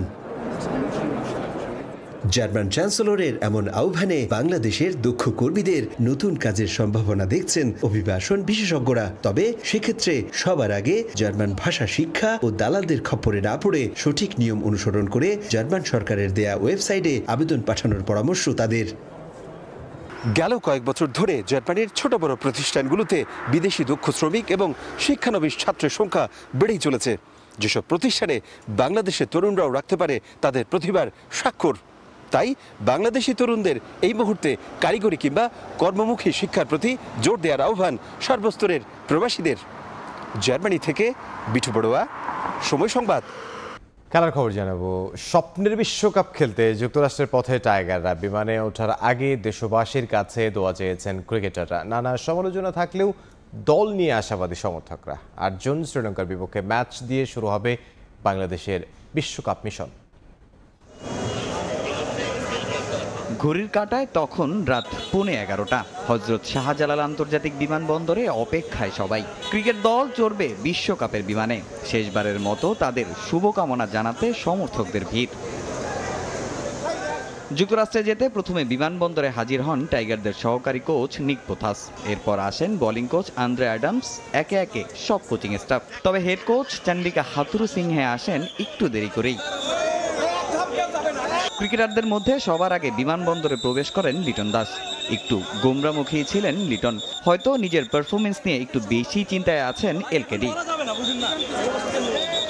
এরপরে ব্যক্তিগত গাড়িতে চেপে বিমানবন্দরে আসেন নাজমুল হোসেন শান্ত। অধিনায়ককে ঘিরে ধরেন গণমাধ্যম কর্মীরা। তবে এয়ারপোর্টে মিডিয়াকে এড়িয়ে গেছেন বিশ্বকাপে বাংলাদেশকে প্রথমবারের মতো নেতৃত্ব দিতে যাওয়া শান্ত। ক্যাপ্টেনের পরপরই ব্যক্তিগত গাড়িতে বিমানবন্দরে প্রবেশ করেন শরীফুল ইসলাম।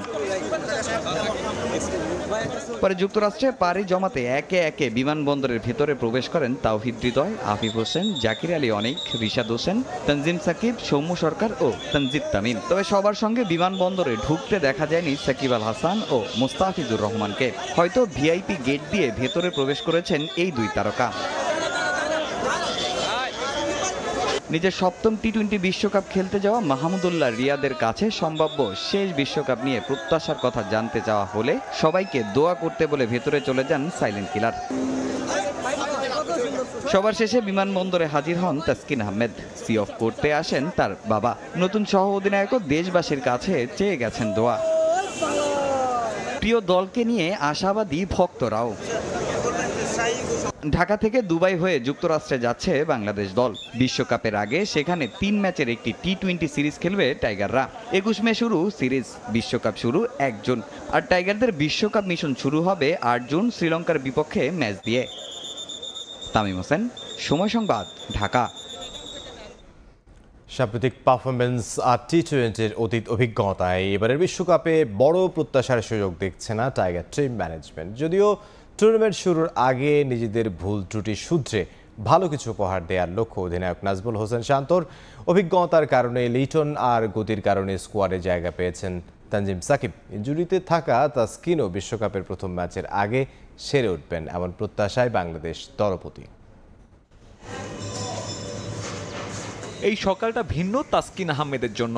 প্রথমবারের মতো সহ অধিনায়কের গুরু দায়িত্ব সঙ্গে নিজের ইনজুরি নিয়েও সুখবর পেয়েছেন ঢাকা এক্সপ্রেস। এখন পর্যন্ত আশাই করছি না যে তাসকিন থাকবে না। আমরা আশা করছি যে তাসকিন সুস্থ হয়ে যাবে, প্রথম ম্যাচ থেকে অ্যাভেলেবেল থাকবে। মেডিকেল ডিপার্টমেন্ট থেকে যতটুকু বুঝতে পেরেছি আমার মনে হয় সে প্রথম ম্যাচ থেকে খেলতে পারবে ইনশাল্লাহ। তাসকিনের দুঃস্বপ্ন ইনজুরি আর লিটনের নিজের ব্যাটিং। লম্বা সময় ধরে নিজেকে হারিয়ে খুঁজতে থাকা এই ওপেনারে বিশ্বাস রাখতে চাইছে নীতি নির্ধারকরা। তাই তো ব্যর্থ জিম্বাবুয়ে সিরিজ শেষেও বিশ্বকাপের বিমানে চড়বেন এই টাইগার ওপেনার। লিটনের সুযোগ পাওয়ায় বড় কৃতিত্ব তার অভিজ্ঞতার। শ্রীলঙ্কা থেকে আমরা আস্তে আস্তে ওয়ার্ল্ড কাপে আমাদের কি কম্বিনেশন হবে, কি করব, এটা নিয়ে আমরা মোটামুটি ক্লিয়ার ছিলাম, 2-1 ছাড়া।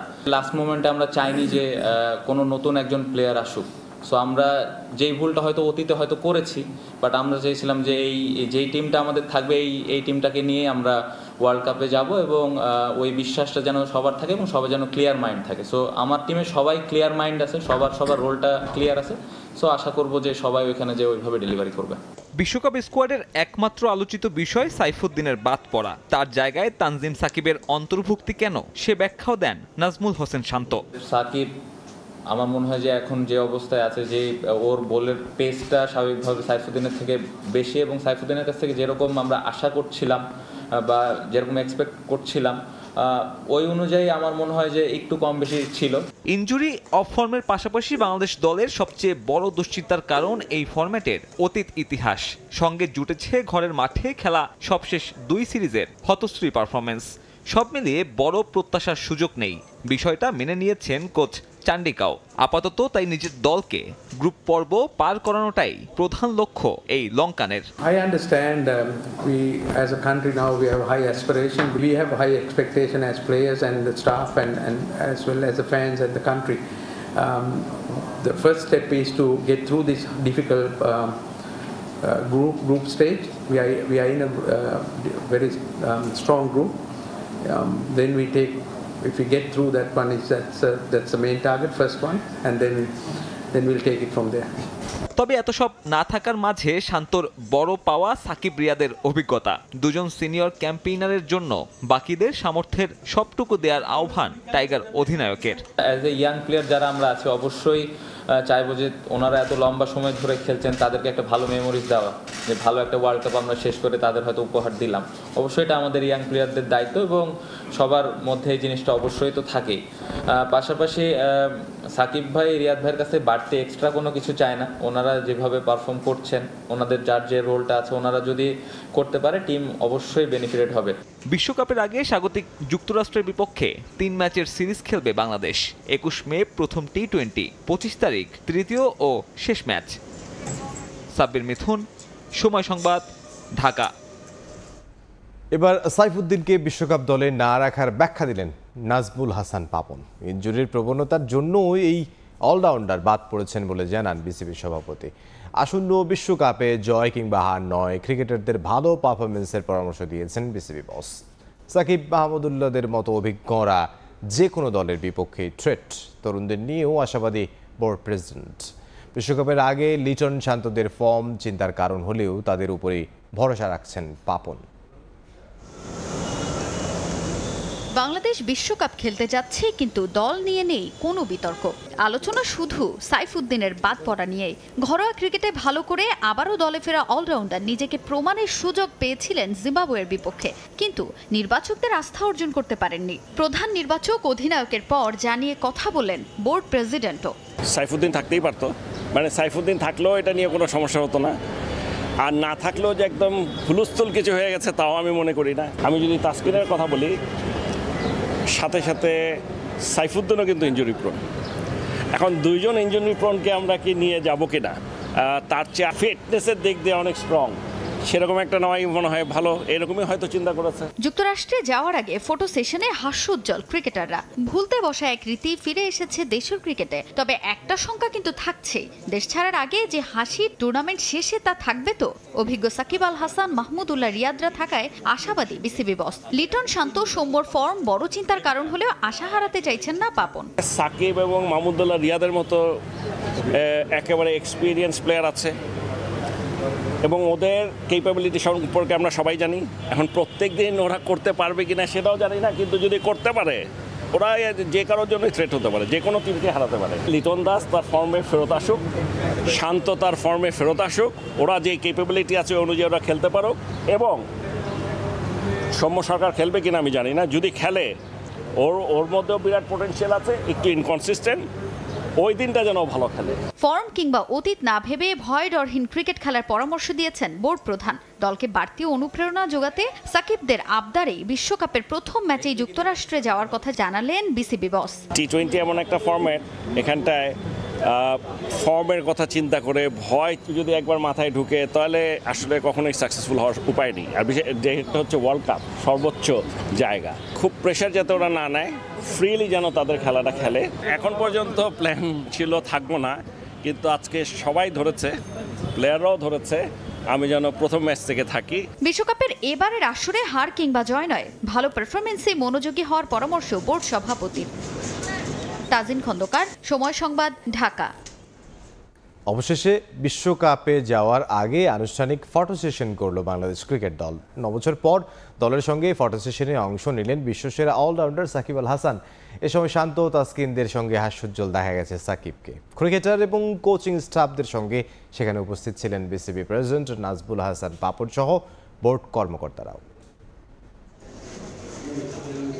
বিশ্বকাপের আগে আনুষ্ঠানিক ফটো সেশন যে কোনো দলের জন্য গুরুত্বপূর্ণ এক আয়োজন। তবে বাংলাদেশের ক্ষেত্রে বিষয়টা একেবারে ভিন্ন। যে কোনো বিশ্ব আসর আসলেই ফটো সেশন যেন বিসিবির এক মাথা ব্যথার নাম।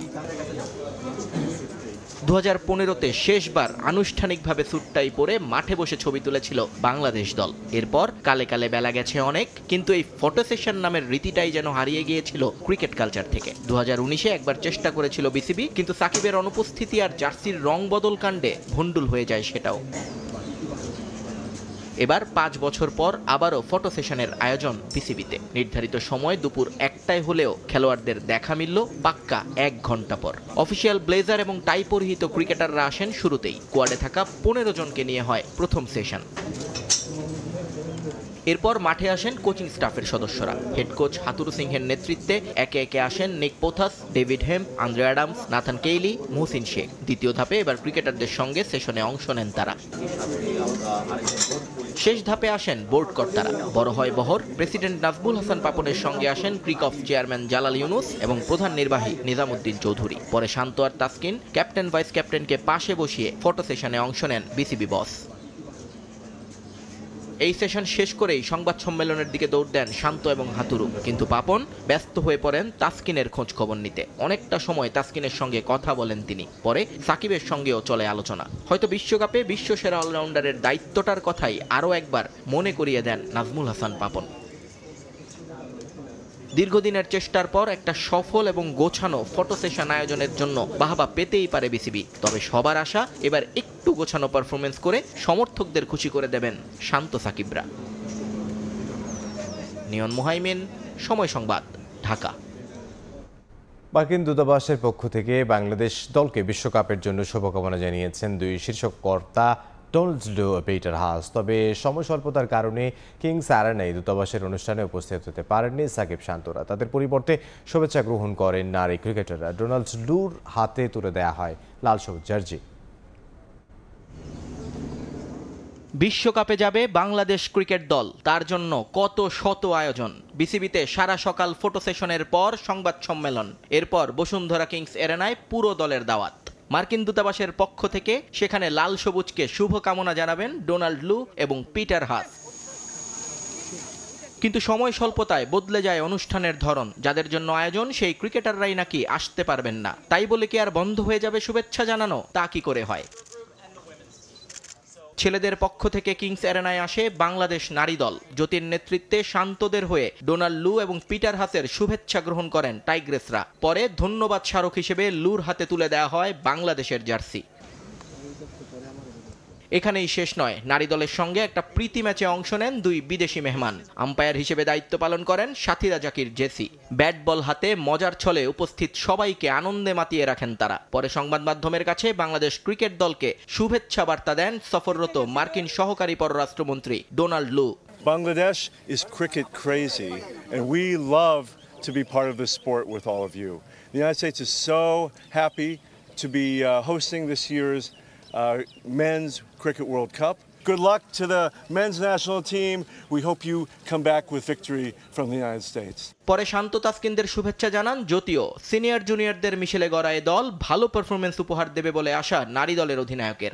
এবার আমাদের জন্য বলবো যে সিনিয়ররা কিছু প্লেয়াররা আছেন যারা ভালো ছন্দে আছেন হয়তোবা, সো আমাদের পক্ষ থেকে সবার টিমের পক্ষ থেকে সবাইকে জানাই শুভেচ্ছা, যেন বাংলাদেশ এবার যেন একটা ভালো টি-20 ওয়ার্ল্ড কাপ শেষ করে আসছে। এবারের বিশ্ব আসরে জ্যোতির বাজির ঘোড়া টাইগারদের দুই তরুণ তুর্কি তাওহিদ হৃদয় এবং তানজিদ তামিম। আমার দুটো প্লেয়ারকে অনেক বেশি পছন্দ, আমি বলবো তাদের ব্যাটিংটা অনেক পছন্দ, সেটা তানজিদ তামিম, আপনারা নিজেরাও জানেন ও খুব ভালো ব্যাটিং করে ইয়াং প্লেয়ার হিসেবে, এবং তাওহিদ হৃদয়। নিয়ন মুহাইমিন, সময় সংবাদ, ঢাকা।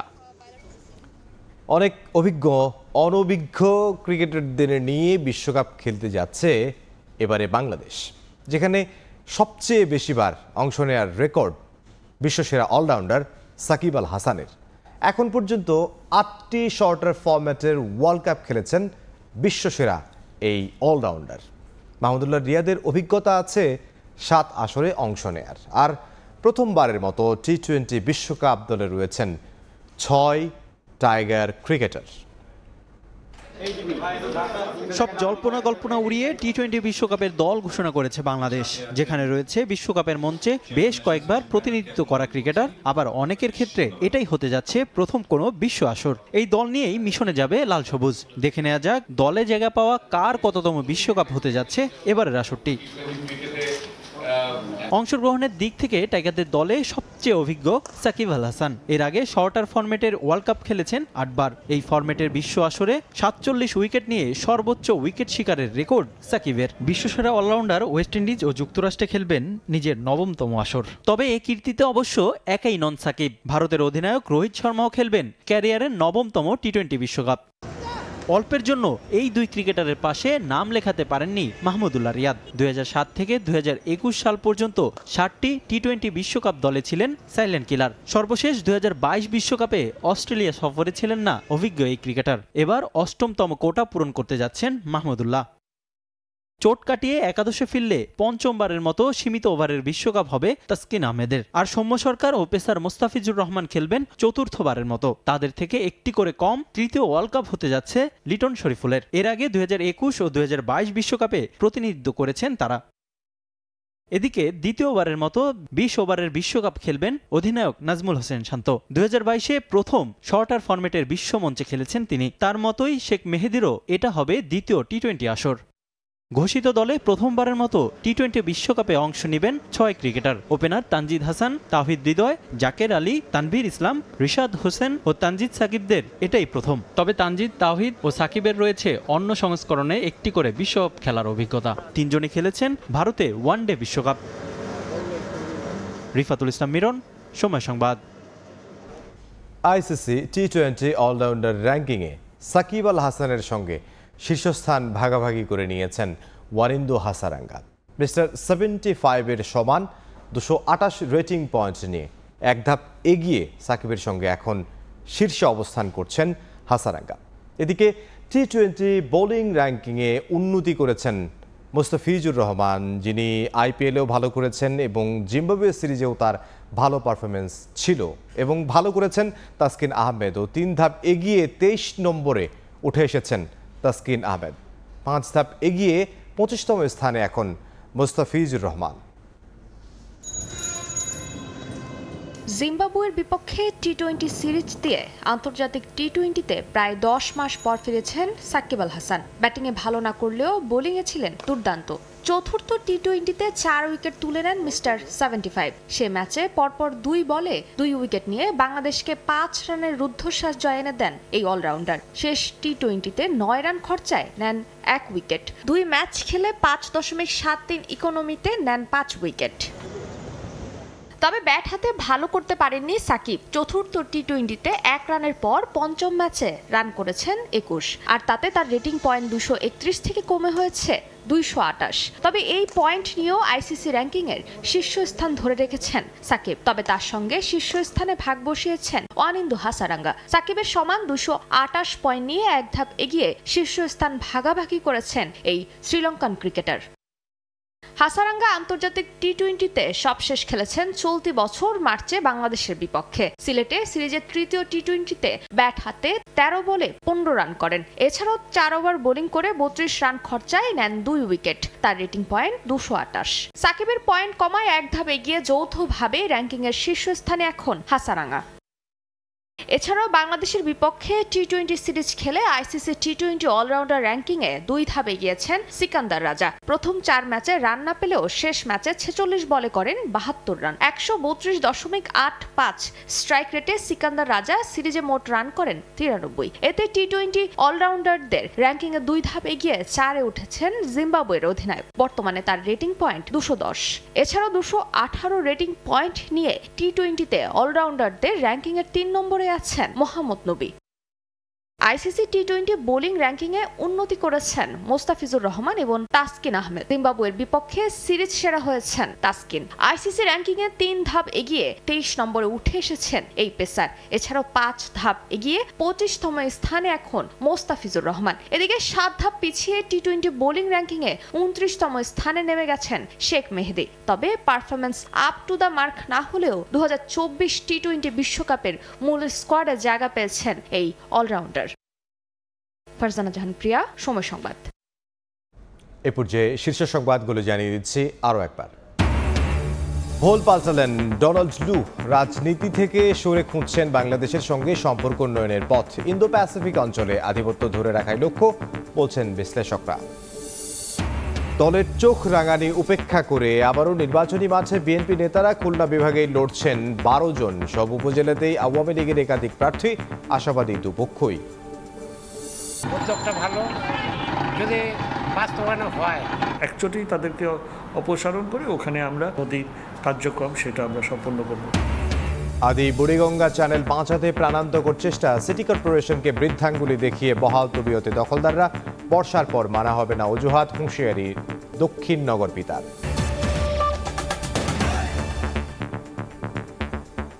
এই ছিল ভোরের সময়ে। এরপর দেখবেন সকালের সময়, সঙ্গে থাকবেন সহকর্মী আরিনায়াত। ধন্যবাদ ইমদাদ। সকালের সময় নিয়ে ফিরছে কিছুক্ষণ পর, সঙ্গে থাকুন সময়ের।